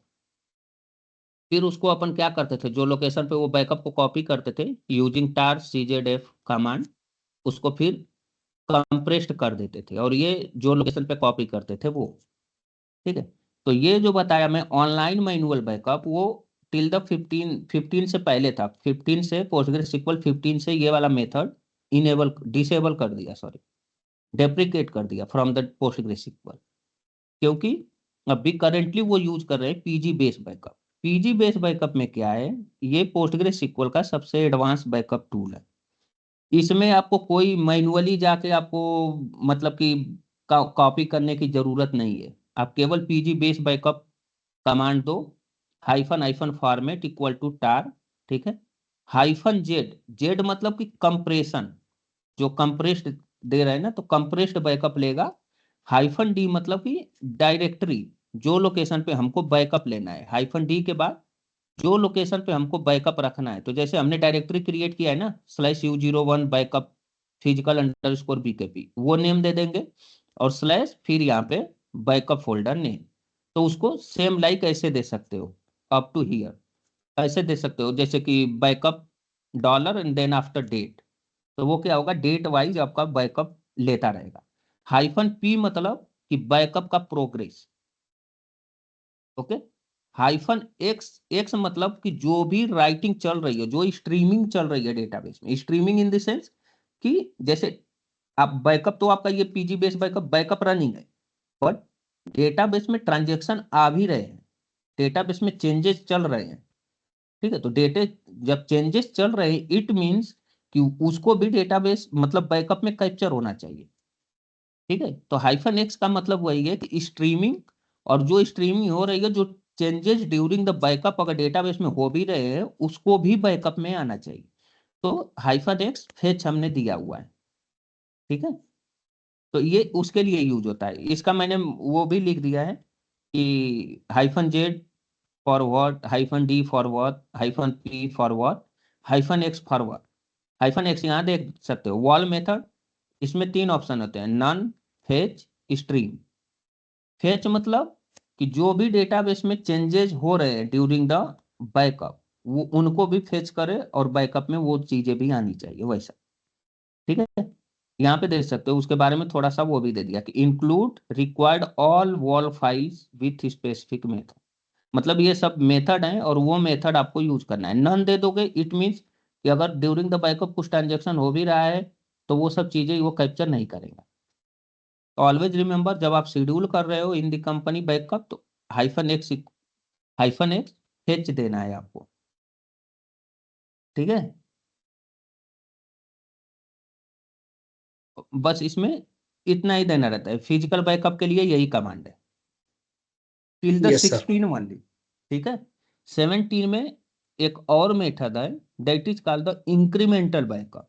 तो वो जब 17 में कर देंगे ना, तो वो टाइम में वो थोड़ा और एडवांस है, वो PostgreSQL 17 से इंट्रोड्यूस हुआ है अभी।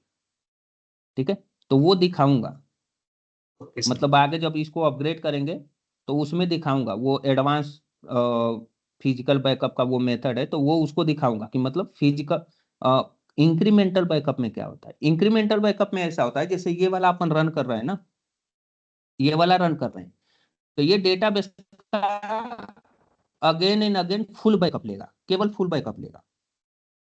ठीक है, फुल बैकअप मतलब मान लो अगर 100 GB का डेटाबेस है, और क्योंकि हम यहाँ पे उसको क्या कर रहे हैं, कंप्रेस कर रहे हैं, राइट, ये कंप्रेस कर रहे हैं, कंप्रेस का फॉर्मेट है टार, और -gd मतलब कंप्रेस्ड। तो जब बैकअप लेंगे तो वो पूरा डॉट टार डॉट gz करके होगा। ठीक है, मतलब टार फाइल में उसको कन्वर्ट करेगा एंड देन उसको कंप्रेस्ड करेगा। तो इसका मतलब ये, तो वही इसको जब अगेन एंड अगेन, जैसे 100 GB का बैकअप अपन 100, या तो मान लो जैसे कि 900 GB का डेटाबेस का साइज है, आप पीजी बेस बैकअप से जो बैकअप ले रहे हो कंप्रेस्ड बैकअप, तो वो साइज आपका हो रहा है सपोज लाइक कि 80 GB। ओके, कंप्रेस्ड बैकअप ले रहे हो, तो अभी क्या है, डेली डेली अगर ये रन होगा तो वो डेली डेली आपका 80 GB बैकअप लेगा डेली, क्योंकि फुल ले रहा है। ठीक है, और उसमें ट्रांजेक्शन आएंगे तो वो साइज धीरे धीरे बढ़ता ही जाएगा, राइट। इंक्रीमेंटल में क्या हो जाता है, सपोज हमने संडे के दिन एक फुल बैकअप ले लिया, ओके, फिर मंडे से लेके और सैटरडे तक हम लोग इंक्रीमेंटल लेंगे। तो इंक्रीमेंटल में क्या होता है कि जैसे मंडे को, आज संडे को हमने फुल ले लिया, जब मंडे को इंक्रीमेंटल रन होगा, तो जैसे फुल मान लो संडे को सुबह में 8 o'clock को कंप्लीट हो गया, ठीक, या तो आप मान लो जैसे सुबह में 8 o'clock को आपका फुल बैकअप कंप्लीट हुआ है। अब मंडे के दिन आप इंक्रीमेंटल ले रहे हो, तो अब संडे को 8 o'clock के बाद से और टिल द मंडे को जो टाइम पे आप इंक्रीमेंटल बैकअप रन कर रहे हो, जो डेटाबेस में चेंजेस हुए होंगे वो केवल उन्हीं चेंजेस का बैकअप लेता है। ठीक है, अब मान लो केवल 2 GB का चेंजेस हुआ एक दिन में, मतलब मंडे के संडे के 8 o'clock के बाद से, मतलब फुल बैकअप के बाद से और टिल द जो टाइम पे मंडे को आप बैकअप रन कर रहे हो, वो टाइम तक केवल 2 GB का बैकअप हुआ, वो क्या करेगा, केवल वो 2 GB का चेंज बैकअप ही लेगा, क्योंकि फुल बैकअप तो ऑलरेडी आपके फुल में अवेलेबल है। अब वो फुल बैकअप से बात से और इंक्रीमेंटल बैकअप के टाइम तक, जब इंक्रीमेंटल वाला कमांड रन करें, वो टाइम तक केवल 2 GB का ही डेटा इसमें डेटाबेस में चेंज हुआ है, तो वो केवल 2 GB का लेगा। अगेन जब ट्यूसडे को रन करोगे इंक्रीमेंटल, तो अब मंडे के इंक्रीमेंटल के बाद से, सपोज मंडे को आपने 10 o'clock को मॉर्निंग में इंक्रीमेंटल लिया था, अब वो 10 o'clock के बाद से फिर ट्यूसडे को 10 o'clock तक जो भी, मतलब 10 o'clock को ट्यूसडे को आप फिर से इंक्रीमेंटल रन करते हो, तो अब मंडे के 10 o'clock के बाद से और ट्यूसडे को 10 o'clock तक जो डेटाबेस में चेंजेस हुए, सपोज 1 GB का केवल डेटा का चेंज हुआ, तो वो केवल 1 GB का लेगा, वैसा। तो अब उससे क्या हो गया, टाइम बहुत ही कम लगेगा, ठीक है, बहुत ही कम स्पेस रिसोर्स का कंजम्पशन। यूटिलाइजेशन होगा और बहुत ही कम स्पेस यूज करेगा, क्योंकि जो आप डेली डेली अगर फुल रन कर रहे हो तो डेली डेली वो 80 GB का बैकअप लेता है, राइट। यस। और इंक्रीमेंटल में क्या हो रहा है कि 80 GB केवल संडे को ले रहा है, बाकी मंडे से लेके और मंडे से लेके और सैटरडे तक वो केवल उतने ही चीज का बैकअप ले रहा है जितना उसमें विद इन द बैकअप, मतलब कि चेंजेस हुआ है डेटाबेस में। With in the backup in the मतलब कि लास्ट बैकअप से टिल द करेंट बैकअप तक जितना चेंजेस हुआ लास्ट 24 आवर में, केवल उसी का बैकअप ले रहा है। तो अगर नेक्स्ट 6 डेज सर। का भी हम अगर डेटा का काउंट करें, अगर डेली 2-2 GB 3-3 GB भी डेटा आता है, तो एक एवरेज मान ले डेली का 2 GB, तो नेक्स्ट 6 डेज में केवल 12 GB का डेटा मतलब डेटाबेस में चेंज हुआ, और वो बैकअप कितने का लेगा, केवल 12 GB का। तो नेक्स्ट यस 6 सर। डेज का बैकअप केवल 12 GB का है, और एक दिन का बैकअप केवल 80 GB का है। ठीक है, तो इससे अगर आप कंपेयर करोगे तो हार्डली पूरा एक वीक का बैकअप आपका 100 GB में ही हो जा रहा।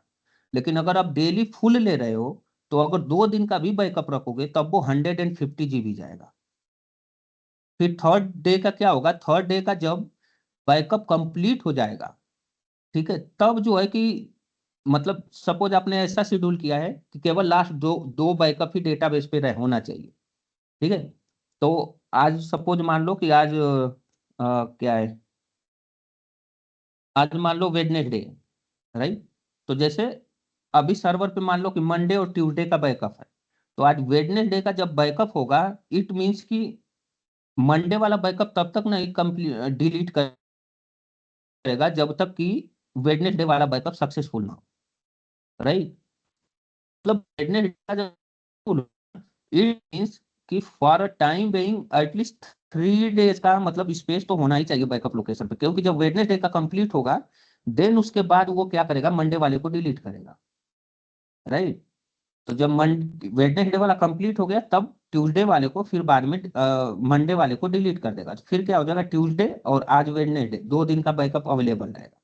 लेकिन वो मतलब मंडे वाले को तब तक डिलीट नहीं करेगा जब तक आज वेडनेसडे का सक्सेसफुल बैकअप ना हो जाए।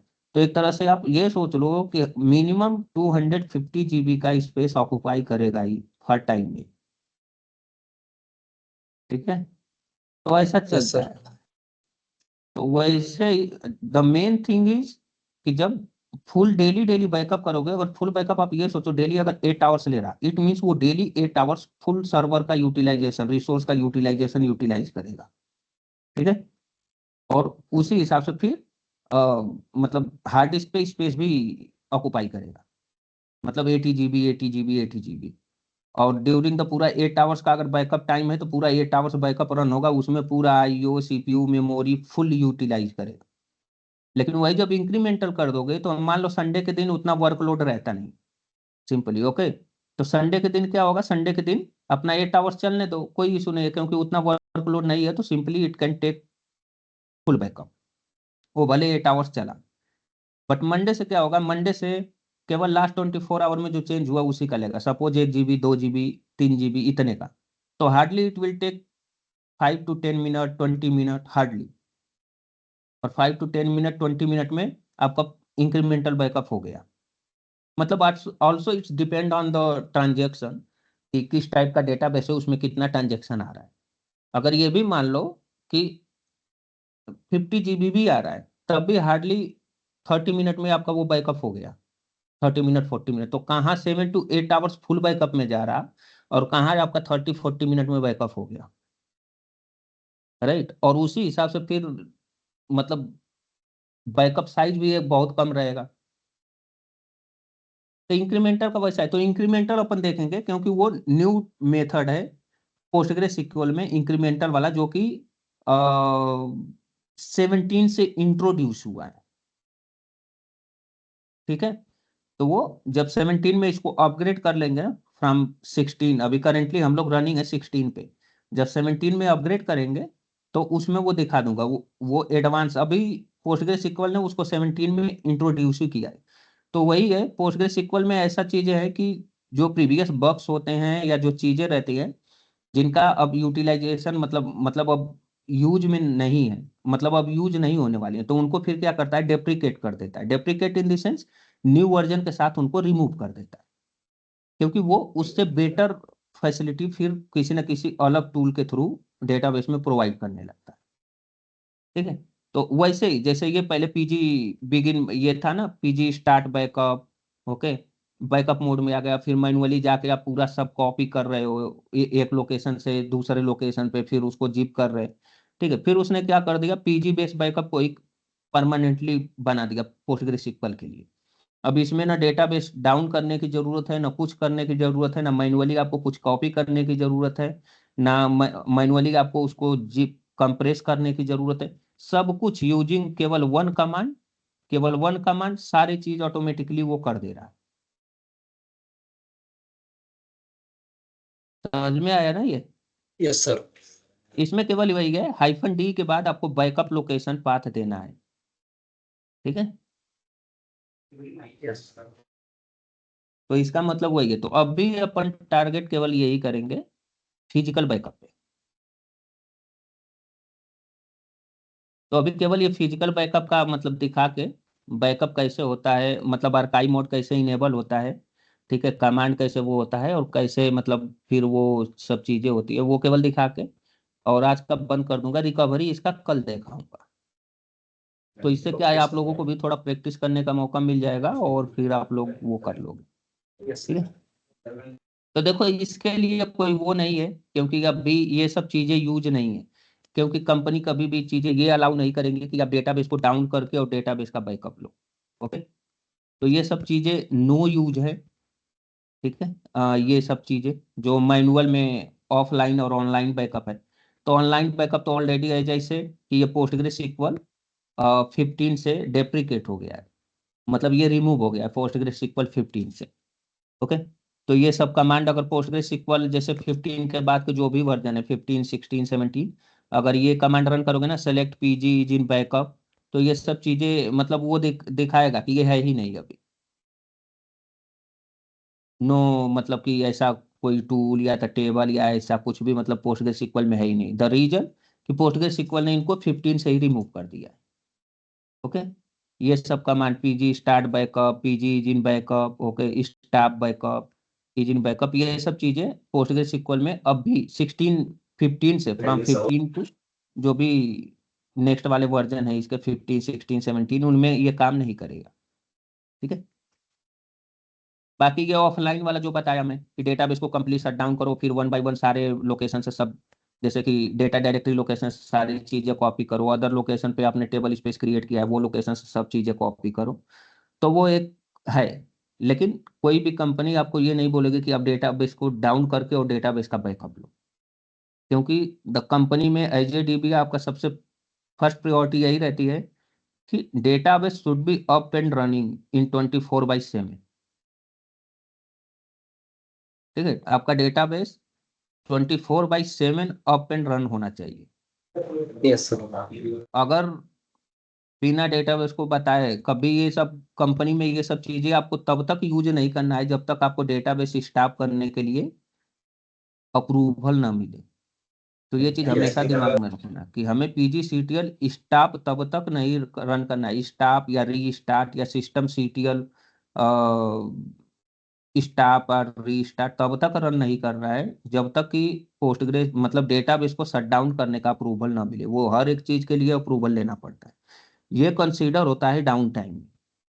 अगर बिना क्लाइंट के अप्रूवल के आपने कर दिया, उसी टाइम कंपनी आपको बोलेगी ये लो अपना डॉक्यूमेंट घर जाओ। तो always remember, without approval you can not shut down your database. ठीक है, यस हाँ, सर, वही आज मैम को प्रेजेंटेशन बट देना है, मतलब एज ए इंस्टॉलेशन डीबीए का। यू शुड नो कि हाउ टू स्टॉप स्टार्ट और स्टेटस तो चेक करना ही है, डेली आपको स्टेटस चेक करना है। द फर्स्ट कमांड इज जब भी पोस्टग्रेसक्यूएल सर्वर पे कनेक्ट हो गए, पहली कमांड कि आपको डेटाबेस की सर्विस चेक करनी है, डेटाबेस अप एंड रनिंग है कि नहीं, सिंपल। बट स्टॉप रीस्टार्ट ये सब चीजें तब तक नहीं करना है जब तक कि आपको अप्रूवल ना बने to shut down the database. वो सब भी अप्रूवल हमेशा ईमेल पे आने चाहिए क्लाइंट साइड से। कोई आके अगर आपको वर्बली बोलता है कि अरे मेरे को थोड़ा ऐसा इशू हो रहा है, अब डेटाबेस को रीस्टार्ट मारो, ठीक है, सीधा बोलने का नहीं कर सकते, आपको रीस्टार्ट करना है, आप अप्रूवल लेके आओ, ईमेल डालो, अप्रूवल मिलेगा, I will do, simple. Yes sir. But without approval कभी मत करना, नहीं तो जब वैसा बंद हो गया फिर जब कंपनी में चिल्लम चिल्ली मचती है ना कि अरे कौन बंद किया कौन बंद किया, तो जो आके बोला भी रहेगा ना वो भी धीरे से मुंह फेर के बैठ जाता है कि हम मैंने तो कुछ बोला ही नहीं, मेरे को बस ये था कि मेरे को प्रॉब्लम आ रही थी, मैं इसको बोला, अब इसने बंद किया, क्या किया इसको पता होना चाहिए वैसा। तो as a DBA always remember, without approval, वो भी कहीं बोलते ना राइट में, रिटन ईमेल में होना चाहिए कहीं ना कहीं, तब भी अप्रूवल उस पर मिलता है, उसके बाद ही आप डेटाबेस सर्विस को स्टॉप करना है।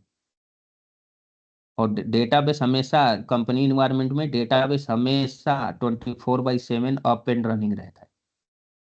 ठीक है, यस सर। हाँ, वहां पे जैसे ना ये जो वर्चुअल मशीन है ये तो हमने अपने सिस्टम के लिए बनाया है।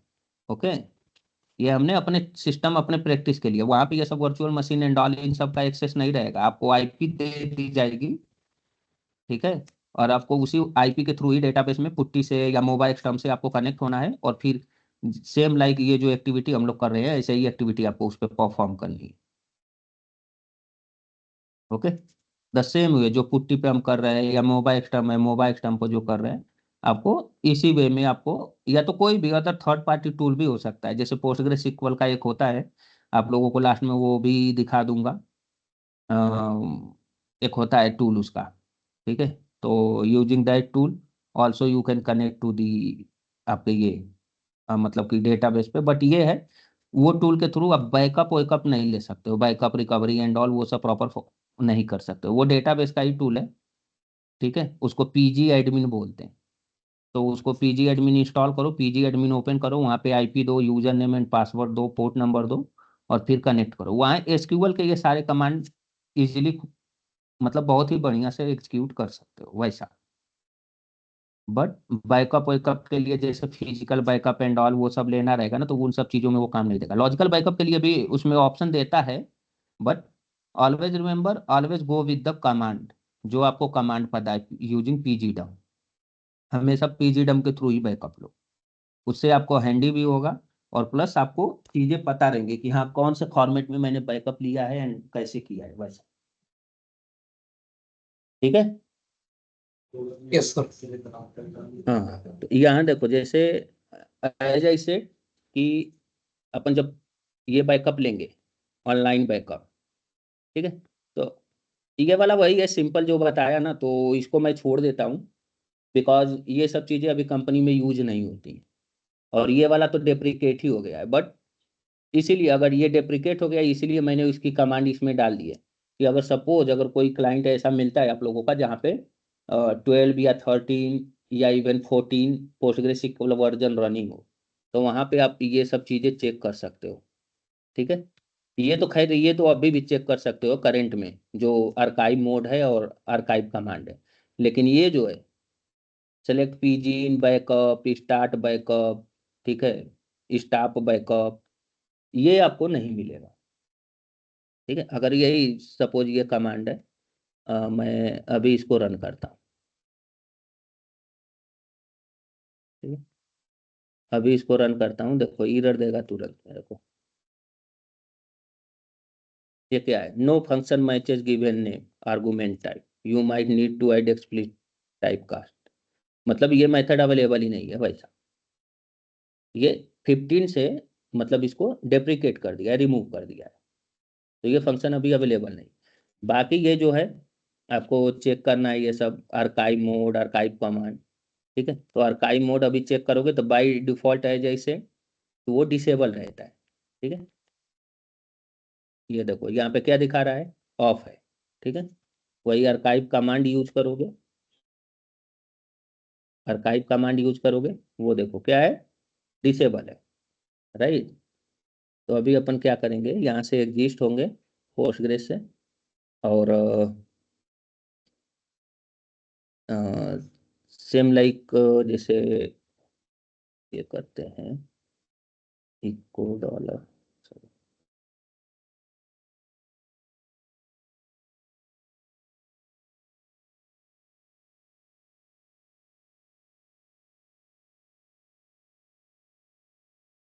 ठीक है। ये पीजी डेटा है।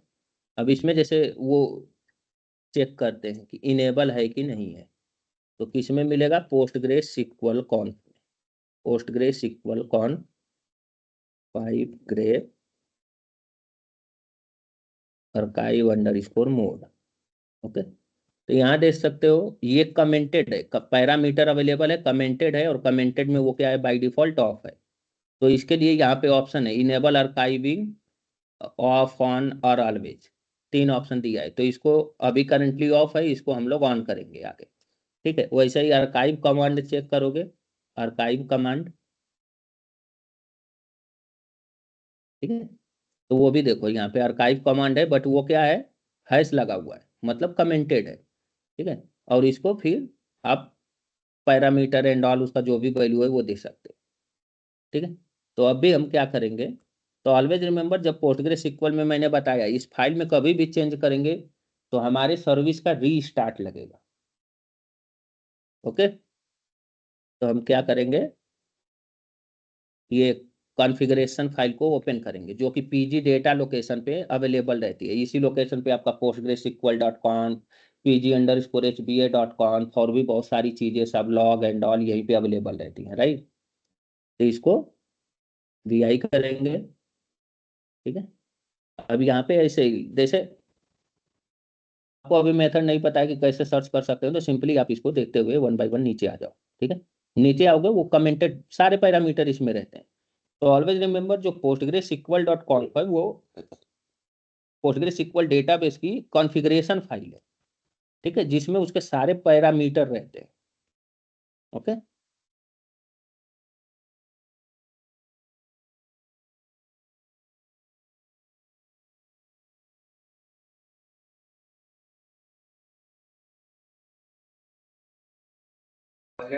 हेलो, मेरी आवाज आ रही हेलो, है? हाँ सर, आवाज नहीं आ हाँ रही हाँ, थी आपकी? आ रही आ रही, अच्छा ठीक ठीक है। यहाँ देखो, ये पैरामीटर है ना,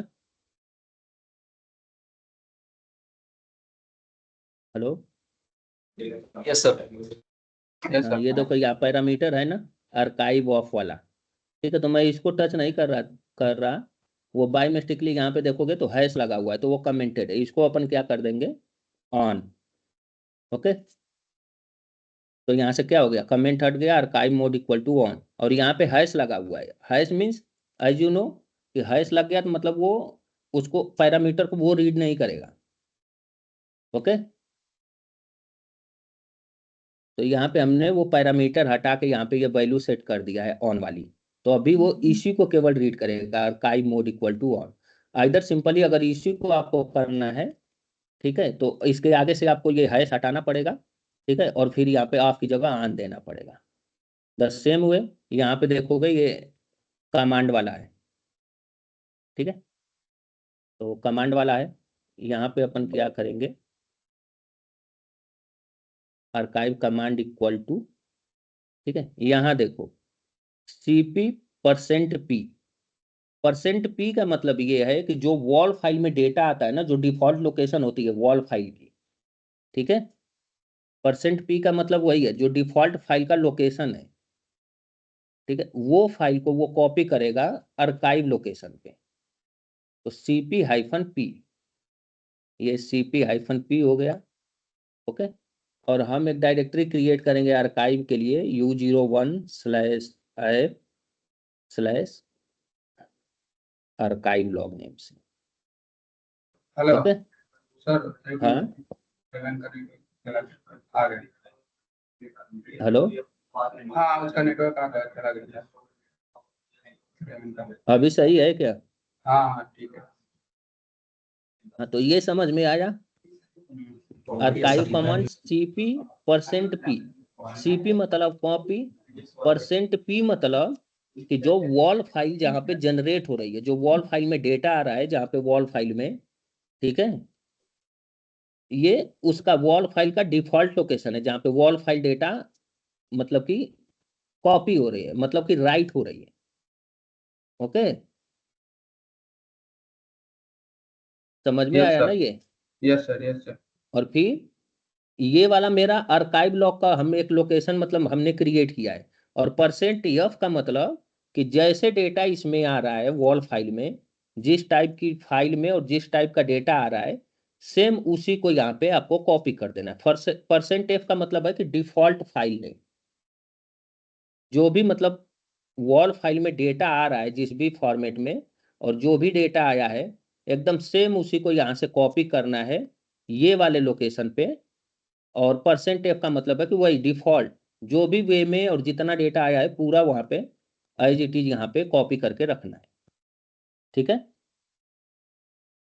यस सर। Yes sir. हाँ, तो इसको अभी अपन ने क्या कर दिया, सेव कर दिया। ओके, अभी अपन ये सेम कमांड रन करेंगे आर्काइव मोड के लिए। तो यहाँ पे देखो, हमने ये तो कमेंटेड है, तो कमेंटेड मतलब कि ये रीड नहीं करेगा, ये अनकमेंटेड वाला जो मैंने उसको कॉपी करके यहाँ पे ऑन रख दिया है। Okay, yes. और सेम वे कमांड वाला है, कमांड में देखो ये तो कमेंटेड है, जो कि डिफॉल्ट मतलब पैरामीटर वो पैरामीटर फाइल में रहती है, पर कॉन्फ़िगरेशन फाइल में, यहाँ पे हमने उसकी एक्चुअल वैल्यू सेट किया हुआ है। ओके, और हम क्या करेंगे, ये वाला जो ऐप तो है लेकिन आर्काइव लॉग डायरेक्टरी नहीं होगा, तो अगर इसको आप ls-ltr करोगे, ये दोगे तो देगा no such file or directory. The reason कि archive log U01 app location पे है ही नहीं।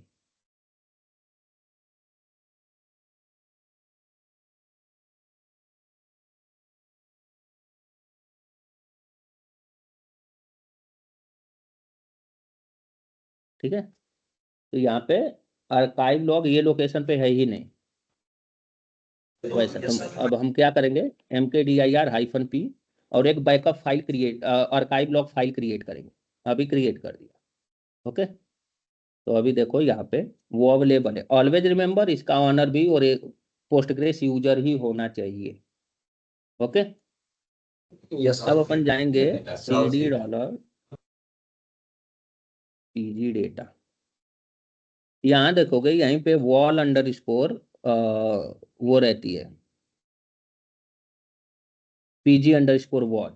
ओके, cd pg_wall में जाओगे, यहाँ ls-ltr करोगे तो ये pg वॉल की फाइल है जिसमें डेटा आएगा, ओवरराइट करेगा, आएगा ओवरराइट करेगा। ओके, और वही अगर ये जो आर्काइव स्टेटस है उसमें अगर जाके आप चेक करोगे, ठीक है, तो यहाँ पे कुछ भी नहीं है। रीजन आर्काइव डिसेबल है। ओके, तो इसलिए यहाँ पे कुछ भी नहीं है। तो समझ में आया कि यहाँ तक? Yes sir.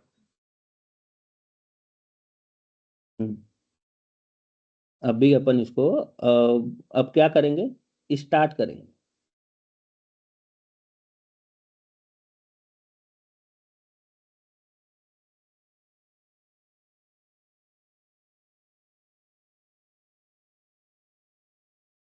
तो अब इसको स्टार्ट करते हैं अपने pg_ctl को, pg_ctl। As you know status check करोगे तो क्या दिखाएगा, server is running. Okay, stop नहीं किया था क्या अपन ने? ठीक है, नो इशू, स्टॉप करेंगे। ठीक है, एक बार फिर से वो सब चेक कर लेते हैं कि जो हमने वैल्यू उसमें डाला है वो वैल्यू शुड बी अवेलेबल। तो वैल्यू है। ये रिफ्लेक्ट तब तक नहीं होगा जब तक आपकी सर्विस रीस्टार्ट ना हो, ऑलवेज रिमेंबर। ठीक है, तो अभी अपन क्या करेंगे, इसको स्टार्ट करेंगे।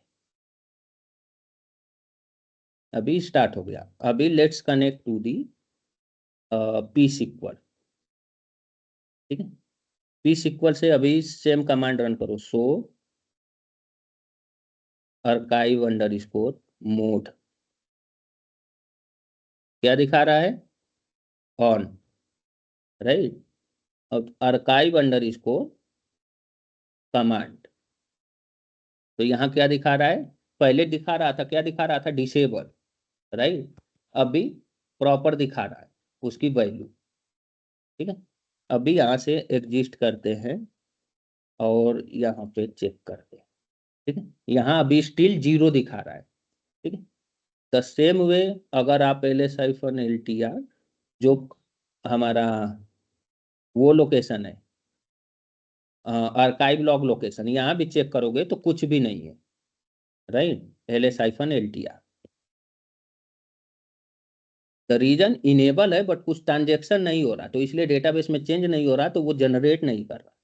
ठीक है, अब हम क्या करेंगे, फोर्सफुली स्विच करेंगे, जैसे लॉग स्विच करेंगे, जैसे डेटा आएगा, डेटा आया जैसे इसमें स्विच करता है। 2 फाइल दिखा रहा था ना, वॉल फाइल, pg_wall में 2 फाइल। ठीक है, तो एक में राइट करता है, दूसरे पे स्विच होता है, दूसरे में राइट करेगा। ठीक है, जब वो फुल होगा तो फिर पहले में आके अगर डेटा आपने कॉपी कर लिया है देन फाइन, अगर नहीं कॉपी किया है तो वो क्या करता है, उसमें ओवर राइट कर देता है। ठीक है, तो इसी में क्या होता है, let me show you with the duplicate command.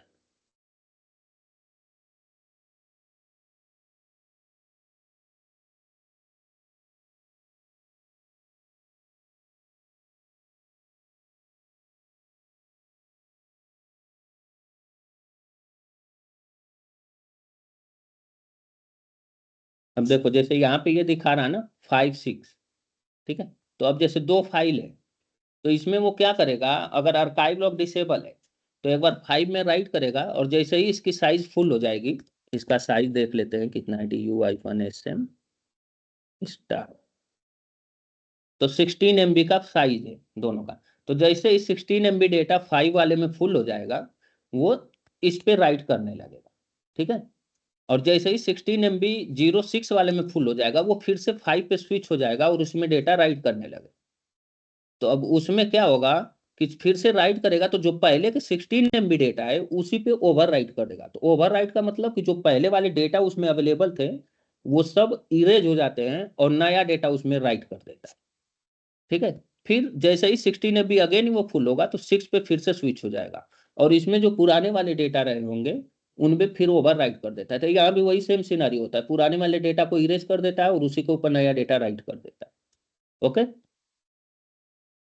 तो ये मीन है। वही आर्काइव लॉग जब इनेबल रहता है तो वो क्या करता है कि यहाँ पे जब ये फुल हो जाता है और ये जब स्विच हो जाता है 6 पे तो वो क्या करता है इसका एक कॉपी बना के, ठीक है, और आर्काइव लॉग जो लोकेशन रहता है वहां पे उसको कॉपी कर देता है,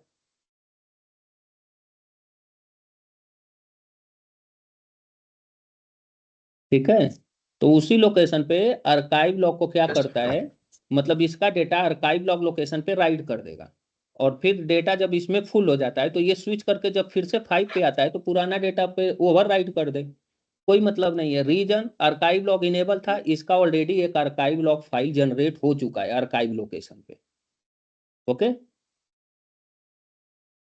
द सेम वे जब ये फुल होके इस पे स्विच करके राइट करने लगता है मीन्स ये वाला में 16 MB डेटा जो अवेलेबल रहेगा आर्काइव लोकेशन पे इसका पूरा डेटा कॉपी हो जाएगा, ठीक है। जब 6 वाला फुल हो जाएगा तो फिर से जब वो 5 पे आ जाएगा तो जो 6 में डेटा रहेगा वो पूरा डेटा को क्या करता है एक बैकअप बना के आर्काइव लोकेशन पे इसका भी एक बैकअप बना के रख देगा और फिर 6 वाले को छोड़ देता है। फिर वो 6 पे आके राइट करे, कोई मतलब नहीं है क्योंकि ऑलरेडी 6 के डेटा का भी एक बैकअप आर्काइव लोकेशन पे बन चुका है, ठीक है। और यहाँ पे आपने देखा होगा आर्काइव स्टेटस में 0 डेटा दिखा रहा है, ठीक है, 0। द रीजन यहाँ पे अभी कोई नहीं क्योंकि अभी स्विच ही नहीं हुआ। जब स्विच करेंगे तो वो क्या करेगा ना, इसमें से जो डेटा राइट होता है इसमें जब देखोगे तो वो दिखाता है कि कॉपीड, मतलब आर्काइव्ड। इसका मतलब कि जो डेटा था उसका ऑलरेडी एक बैकअप बन चुका है आर्काइव लोकेशन पे और वो फाइल आर्काइव लोकेशन पे आ जाती है। ओके, तो लेट्स, यहाँ भी देख रहे हो आर्काइव लोकेशन पे अभी कोई भी फाइल जनरेट नहीं हुई है, कोई आर्काइव नहीं आया। रीजन क्योंकि हमारा सिंपल डेटाबेस है तो अभी कोई ट्रांजेक्शन नहीं आया। तो लेट्स स्विच मैन्युअली, हम मैन्युअली स्विच करेंगे और देखते हैं फाइल जनरेट होता है कि नहीं। तो क्या करेंगे, select pg switch wall. Okay, ये क्या होता है, ये मैन्युअली हम डेटाबेस को बोल रहे हैं कि स्विच करो। ओके, तो ये स्विच करेगा, ठीक है। Now let's go to the second prompt और लेट्स सी कुछ चेंजेस हुआ क्या। तो यहाँ फिर से यहाँ पे ls-ltr रन करते हैं, ठीक है। दो ही फाइल है, आर्काइव लॉग में चेक करते हैं। ये देखो क्या दे रहा है, डन, ठीक है। अब वही सेम हम क्या करेंगे, जो आर्काइव लॉग का डेस्टिनेशन है, आर्काइव लॉग का ये डेस्टिनेशन है। यहाँ पहले क्या दिखा रहा है, यहाँ पे देखो 0 दिखा रहा है, राइट। अब हम यहाँ से एग्जिस्ट होते हैं, वो 0 दिखा रहा है। अब यहाँ पे हम क्या करेंगे, यहाँ देखो आर्काइव लॉग लोकेशन पे भी एक बैकअप फाइल आ चुका है। ओके, तो अब भी क्या हो गया, मतलब जो 5 में जो यहाँ पे आर्काइव लॉग फाइल था, ये जो यहाँ पे आर्काइव लॉग फाइल 6 है, अरे जो वॉल फाइल 5 था, इसमें इससे पहले जो भी डेटा था, ठीक है, उसको हमने फोर्सफुली स्विच कर दिया। तो वो डेटाबेस पहले क्या है 5 में राइट कर रहा था, ठीक है। और ये लोकेशन पे चेक करोगे अभी उसका साइज 16 MB नहीं होगा, जो मतलब कि ये लोकेशन पे स्विच हुआ है। मतलब आर्काइव लॉग लोकेशन पे जो डेटा आया है, मे बी लेट्स सी, वो रहेगा। मतलब जब तक ये फुल नहीं होगा ना तब तक वो स्विच नहीं होगा। तो हम मैन्युअली इसको स्विच किए, ठीक है, मैन्युअली स्विच किए तो मैन्युअली इसका डेटा यहाँ पे मतलब एक बैकअप फाइल यहाँ पे जनरेट कर दिया उसका, मतलब जो भी इसका साइज था यहाँ पे, ठीक है। तो 5 का स्विच करेगा और फिर हम क्या उसको बोल रहे हैं कि 5 में राइट कर रहे हो जितना भी उसमें डेटा है, नो इशू। अब हम स्विच कर दे रहे हैं 6 पे, तो database start writing the data in 6 और 5 को वो रिलीज कर देता है। फिर 5 में जो डेटा रहता है उसका, जो भी डेटा मतलब 5 में अवेलेबल रहेगा उसका एक बैकअप आपके आर्काइव लॉग लोकेशन पे क्रिएट कर देगा। समझे क्या? तो देखो यहाँ पे ये डन दे रहा है। Let's again connect to the P SQL and again one more time we will switch.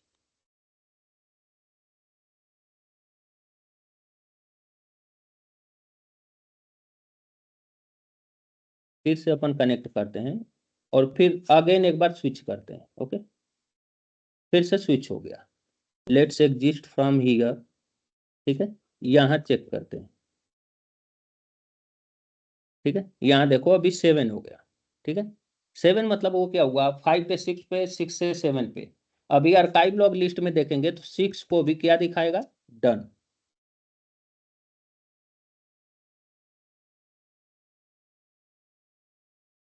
Let's hear. ठीक है, अब यहाँ पे हम एक चेक करते हैं। यहाँ पे, यहाँ देखो 6 को भी डन दिखा रहा है, मतलब जो 6 था इसका भी आर्काइव फाइल जनरेट हो चुका है। ठीक है, आर्काइव फाइल 6 का भी जनरेट हो चुका है, पूरा डेटा राइट हो चुका है, इसलिए यहाँ पे ये 0 दिखा रहा है। डन मतलब कि जो 6 था उसका डेटा यहाँ से पूरा का पूरा आर्काइव लॉग लोकेशन पे आर्काइव फाइल में जा चुका है, सिंपल। ठीक है, अगर वही ls-ltr लोकेशन पे देखोगे, अरे आर्काइव लॉग लोकेशन पे, तो यहाँ पे सेकेंड फाइल भी आ गई होगी। देखो, तो यहाँ पे सेकेंड फाइल भी आ गई है। तो समझ में आया कि आर्काइव लॉग से क्या हो रहा। तो अब भी क्या है, जैसे आपका डेटा करप्ट भी होगा, ठीक है, डेटाबेस करप्ट भी होगा, तो जो वॉल फाइल है एंड ऑल है वो सब तो वहां से हट जाएंगे। ठीक है, बट जो आर्काइव लॉग के लोकेशन पे जो आर्काइव लॉग फाइल्स हैं, वो सारा डेटा आर्काइव लॉग फाइल में अवेलेबल रहेगा। समझे क्या? वो पूरा डेटा आपका आर्काइव लॉग फाइल में अब अवेलेबल रहेगा, आर्काइव लोकेशन पे। वो जो डिफॉल्ट वाला है, ये जो देखो, जो पीजी डेटा का ये पीजी वॉल है, ये कहाँ है, डेटा डायरेक्टरी में, राइट, जहाँ पे आपका ये पीजी वॉल है। ठीक है, जहाँ पे पीजी वॉल है, जहाँ पे ये पूरा पीजी वॉल में डेटा ये सब राइटिंग चल रही है पीजी वॉल फाइल में, राइट। तो वो यहाँ पे चल रही है। लेकिन वैसे ही आपका ये कौन से लोकेशन पे है, आप चेक करोगे पीजी डेटा लोकेशन पे, ये देखो पीजी डेटा लोकेशन पे। तो कोई करप्शन होगा, पीजी डेटा लोकेशन मान लो पूरा रिमूव हो गया, पूरा फाइल गया, it means PG wall location से पूरा ये सब फाइल भी जो रहेंगी ये सारे के सारे हट जाएंगे। बट वो कहाँ से हटेंगे, पीजी वॉल लोकेशन से, ये सब आर्काइव स्टेटस पीजी वॉल सब हट जाएगा यहाँ से। बट उसका आर्काइव लॉग कहाँ अवेलेबल रहेगा, जो आर्काइव डेस्टिनेशन हमने सेट किया हुआ है वो लोकेशन पे आर्काइव फाइल सब अवेलेबल रहेगी। ठीक है, यस सर। तो ये हो गया कि how to enable the archive log. ठीक है, डेटाबेस में। तो ये यस सर। आपने अभी तक क्या किया कि आर्काइव लॉग इनेबल किया। ठीक है, अभी यहाँ पे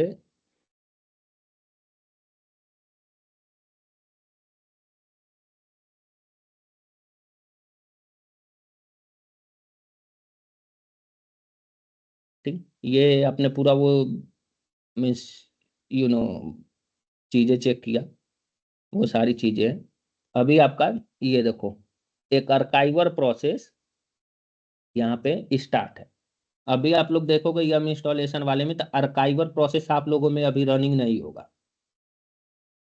ऐसे मतलब ये जो है ना आर्काइवर प्रोसेस देखो, ठीक है? ऐसा कुछ अभी नहीं दिखा है। लास्ट वॉच 6 दिखा रहा है, जब आगे वो स्विच हो जाएगा तो फिर वहां पे स्टेटस वो मतलब लॉक सीक्वेंस का चेंज हो जाएगा, आर्काइव लॉक सीक्वेंस का वो चेंज हो जाएगा। ठीक है, तो वो चेंज होता रहेगा सीक्वेंस। समझे क्या? तो देखो यहाँ आर्काइवर प्रोसेस रनिंग है और वहां पे वो राइटिंग उसका रनिंग है। ठीक है, तो ऐसे क्या है, आप आर्काइव लॉग इनेबल कर सकते ना। अभी अपन क्या करेंगे, connect to the P SQL, ठीक है। यहाँ पे जैसे सेम लाइक हम देखते हैं कि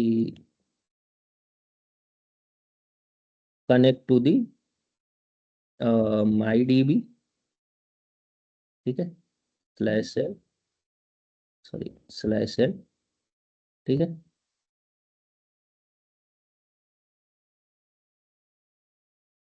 ठीक है, यहाँ पे स्लैश एल में देख रहे हो my D B, clone D B सारे के सारे अवेलेबल है। अब हम स्लैश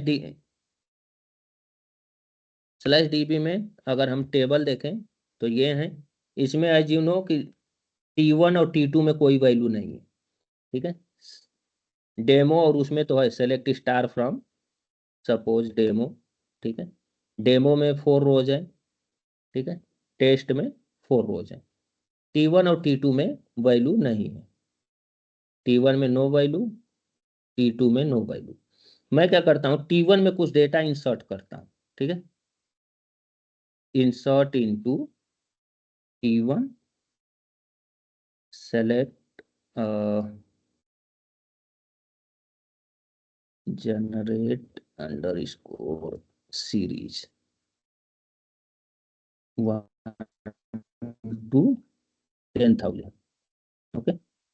तो ये क्या करेगा, ऑटोमेटिकली ये 1 से 10,000 तक का डेटा इसमें इंसर्ट कर देगा, ठीक है। 1 से 10,000 तक का डेटा इसमें इंसर्ट कर देगा, ठीक है। यहाँ देखोगे तो दे रहा है 0 to 1,000, मतलब 10,000 रिकॉर्ड इंसर्टेड। अब भी अपन सेम कमांड ये रन करेंगे, ये वाला, इसको काउंट दे देता हूँ मैं, रीजन, क्योंकि वो फिर 10,000 रो दिखाएगा। तो इसमें देखोगे तो 10,000 काउंट अवेलेबल है, ओके, मतलब 10,000 रो अवेलेबल है। अब ऐसे सेलेक्ट स्टार फ्रॉम वो रन करोगे तो I will show you 1 second from. तो अब जैसे यहाँ पे आप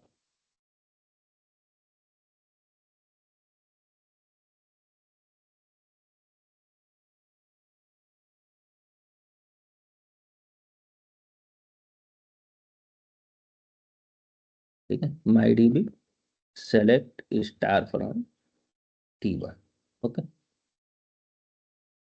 फ्रॉम T1। तो देखो इसमें ये पूरा जैसे मोर दिखा रहा नीचे ना, तो वो पूरा ऐसे करोगे पूरा 10,000 तक इसमें रिकॉर्ड आपको दिखाएगा, पूरा 10,000 तक। नीचे देखो पूरा ये 10,000 तक इसमें रिकॉर्ड आ चुका है, ठीक है। ठीक है, तो 10,000 तक का रिकॉर्ड आपके टेबल में है। हेलो हेलो, हेलो, हाँ सर, नेटवर्क का प्रॉब्लम, 1 मिनट। हाँ हाँ,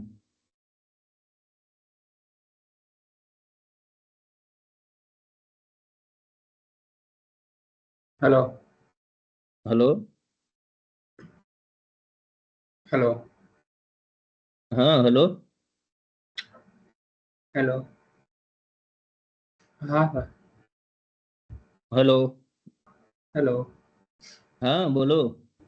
हाँ सर, ये select star from select count star from कर रहे थे, वहां से कुछ समझ नहीं आया, उधर से वापस समझा दो क्या।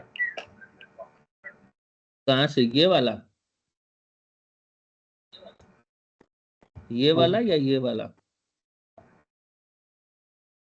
ये जो हमने नहीं, सेलेक्ट वाला ये, क्यूरी रन किया था यहाँ पे, हाँ हाँ, सेलेक्ट वाला जो क्यूरी रन किया था, ये इधर 10 मिनट 5 मिनट से कुछ दिखा।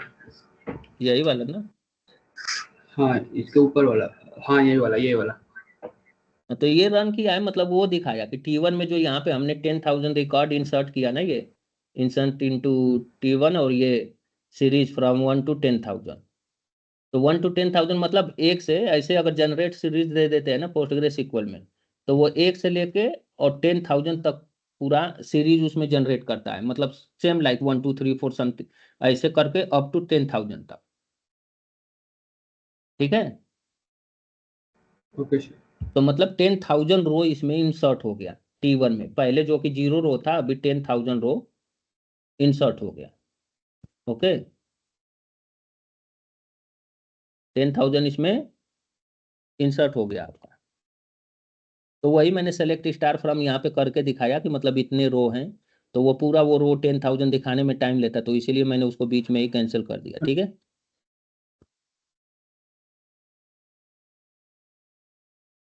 तो हमने इंसर्ट कर दिया उसको यहाँ पे 10,000 रो। अब क्या करेंगे अपन, इसका बैकअप लेंगे। ठीक है, बैकअप से पहले अपन क्या करेंगे, एक बार और select PG underscore switch underscore वॉल दे देंगे। हेलो ओके, हेलो, रेवन का नेटवर्क इशू है, उसका स्क्रीन स्टॉप हो गया। किसका? रेवन का आगे नहीं है।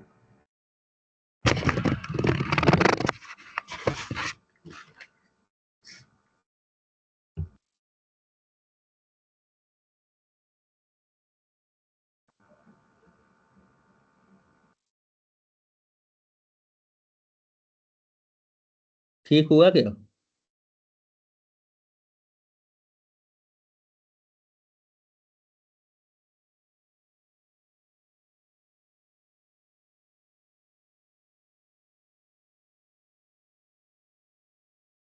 हेलो। हाँ हेलो, उसका नेटवर्क इशू है, वो नहीं हो रहा है, आप कंटिन्यू करो, वो मेरे में देख लेगा। ठीक है। तो ये देखो हमने क्या किया, वो रो इंसर्ट किया था और कुछ एक दो वॉल और स्विच किया मैंने। ठीक है, अभी अपन क्या करेंगे, पीजी बेस बैकअप रन करेंगे। ओके, तो एज यू नो हम U01 पे फिजिकल बैकअप में देखते हैं, कोई बैकअप अभी नहीं है। तो अभी रन क्या करेंगे, PG underscore base backup, hyphen hyphen format equal to tar hyphen small z. Already explain किया है, हाइफन फॉर्मेट टार मतलब जो बैकअप फाइल का फॉर्मेट है वो टार होगा और उसको हम कंप्रेस्ड करेंगे। तो हाइफन जेड मतलब कि जो जी जिप वाला मेथड यूज कर रहे हैं ना, वही वो जी जिप यूज करेगा यूजिंग हाइफन जेड। ओके, और hyphen capital D and then after you need to give the backup path, backup location, जो लोकेशन पे आप बैकअप लेना चाहते हो।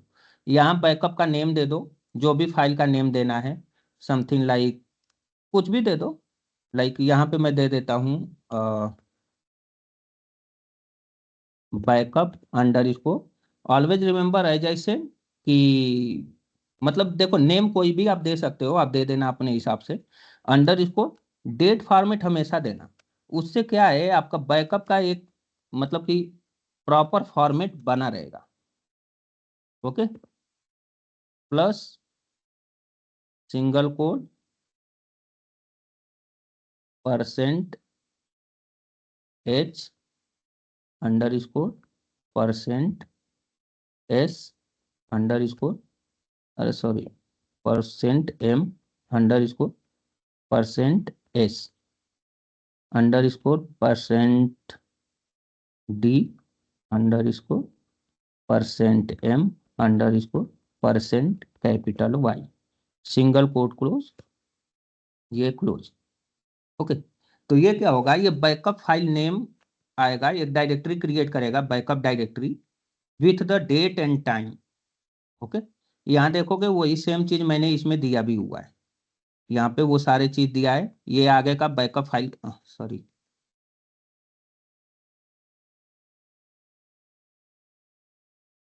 यहाँ पे देखोगे वो backup file name and all दिया हुआ है। ठीक है, और प्लस उसके बाद ये पूरा फॉर्मेट दिया हुआ है। ठीक है, और ये हो गया यहाँ तक। तो इतना भी आप दे सकते हो, कोई इशू नहीं है, बट ऑलवेज रिमेंबर मुझे प्रोग्रेस भी देखना है। ठीक है, तो हाइफन कैपिटल पी से प्रोग्रेस देखोगे, हाइफन एक्स फेच, तो hyphen x fetch is for जो डेटाबेस में करेंटली चेंजेस जो चल रहे हैं वो चेंजेस को भी रीड करे, फेच करे और उसका भी बैकअप ले इन दी बैकअप फाइल। ओके, और फिर यहां से इंटर कर दो। यहाँ देखो ये क्या है, प्रोग्रेस दिखा रहा है, कितने हैं, 4 टेबल स्पेस हैं, 4 में से यहाँ पे मतलब हो गया बैकअप अभी। ओके, अभी वही सेम यहाँ पे देखोगे, पहले ये हमने रन किया था तो कोई भी टोटल 0 दिखा रहा था, अभी रन करेंगे। यहाँ देखो एक डायरेक्टरी क्रिएट किया हुआ है, आज के डेट टाइम और आज के डेट से। फिर अगर ये डायरेक्टरी में हम चेक करते हैं तो इसमें बेस का बैकअप मतलब कि जो डेटा डायरेक्टरी का लोकेशन है उसका इसमें कंप्लीट बैकअप रहता है। और ये जो 3 का बैकअप दिखा रहा है ये आपके जो अलग से मैन्युअली क्रिएटेड टेबल स्पेस है, ये उनका डायरेक्टरी है, मतलब ओआईडी नंबर है। ठीक है, तो वो मैं आपको दिखाता हूँ यहाँ से, पी सिक्वल, ठीक है, /db+। यहाँ पे देखोगे ये हमने मैन्युअली क्रिएट किया हुआ टेबल स्पेस है। ठीक है, मैन्युअली क्रिएट किया हुआ, इसमें कितने 3 टेबल स्पेस मैन्युअली क्रिएट किया है, एक ये वाले को क्रिएट किया है, एक ये वाले को क्रिएट किया है और एक ये वाले को क्रिएट किया। तो इसीलिए यहाँ पे 3 का अलग से आया है, और जो बेस करके है इसमें ये डेटा डायरेक्टरी का बैकअप अलग से लेता है, और मैन्युअली क्रिएटेड जो टेबल स्पेस होते हैं उनका बैकअप अलग से लेता है। ठीक है, और फिर आपको अगर और डिटेल में चेक करना है तो आप चेक कर सकते हो, select sorry S O I D comma S P S name from PG under इसको टेबल स्पेस। ओके, तो यहाँ देखो, यहाँ पे देखो माई टीवीएस का क्या है 16405, इसमें देखोगे 16405। न्यू टीवीएस का आईडी क्या है 16406, 16406। टेम टीवीएस का क्या है 16410, 16410। मतलब जितने भी यहाँ पे, खैर मान लो हमने 3 मैनुअली क्रिएट किया था टेबल स्पेस, तो यहाँ पे 3 का दिखा रहा। अब आपके डेटाबेस में जो कंपनी में डेटाबेस रहेंगे अगर मल्टीपल है तो उनका मल्टीपल बैकअप यहाँ पे आएगा, मतलब मल्टीपल टेबल स्पेस का बैकअप आएगा। फिजिकल बैकअप का यही एक फॉर्मेट है, यही एक बैकअप है, till the 16 only, till the 16 only. Physical backup केवल इसी वे में लिया जाता है, that is the only one way to take the database physical backup using the PG base backup. Okay, इसका साइज भी देखोगे, इसका साइज बहुत ही कम आपको दिखाएगा। अगर यहाँ से हम एडजस्ट होते हैं,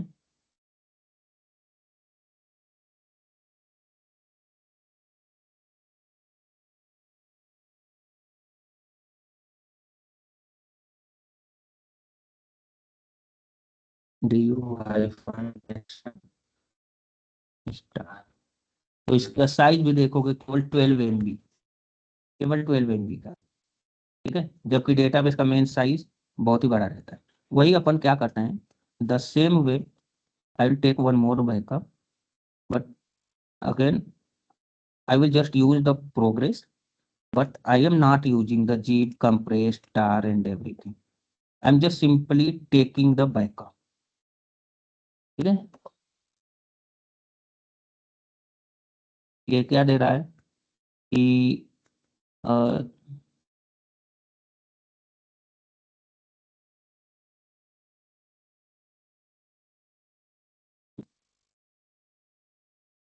because we are having the directory, so I'll just put the backup location, that's it। ये लोकेशन पे sorry,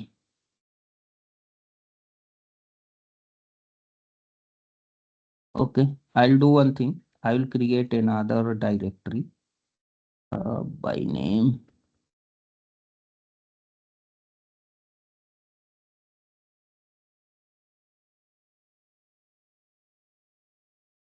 mkdir physical backup underscore 2,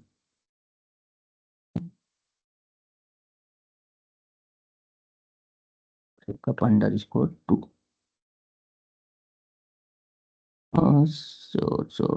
So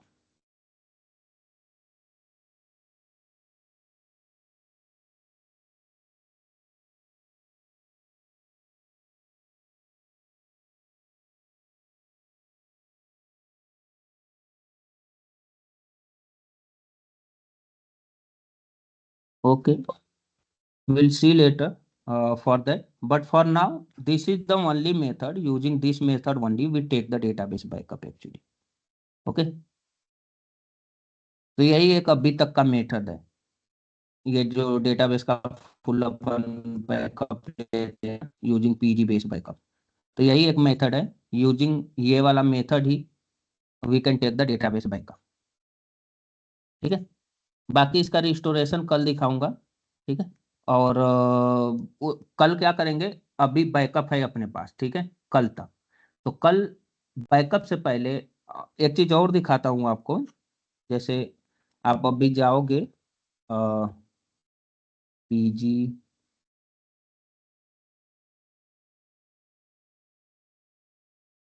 ठीक है, सीडी,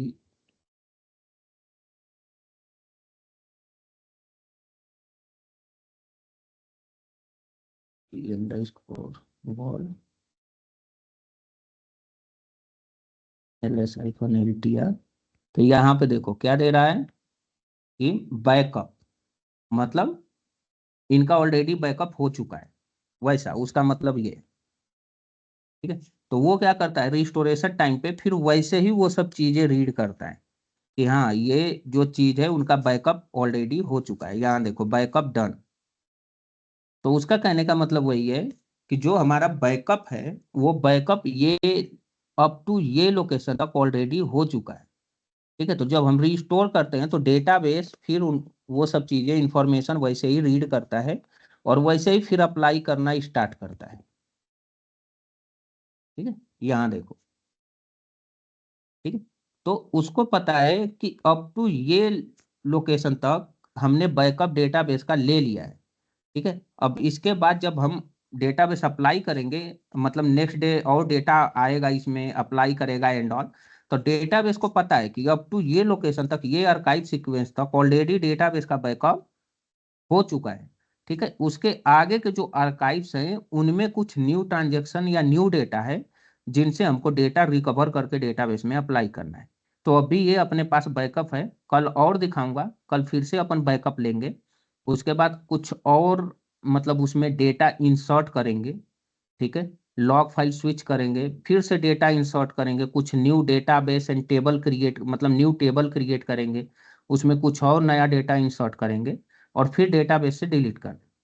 फिर अपन देखेंगे जब रिकवरी करते हैं तो केवल बैकअप तक का ही डेटा उसमें आता है या बैकअप के बाद के भी डेटा आएगा।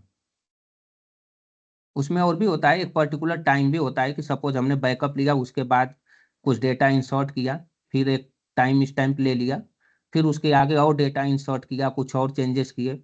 बट हमको पता है कि बैकअप के बाद जो हमने डेटा दिया है और उसके बाद जो टाइम स्टैम्प लिया है, तो केवल वो टाइम स्टैम्प तक का ही डेटा चाहिए, वो टाइम के बाद जो हमने इंसर्ट डेटा किया है वो हमको नहीं चाहिए। तो वो सब भी चीजें रहेंगी, तो वो अपन कल देखेंगे। ठीक है, Okay, Manjit, now you can Yes, sir. start the trade recording.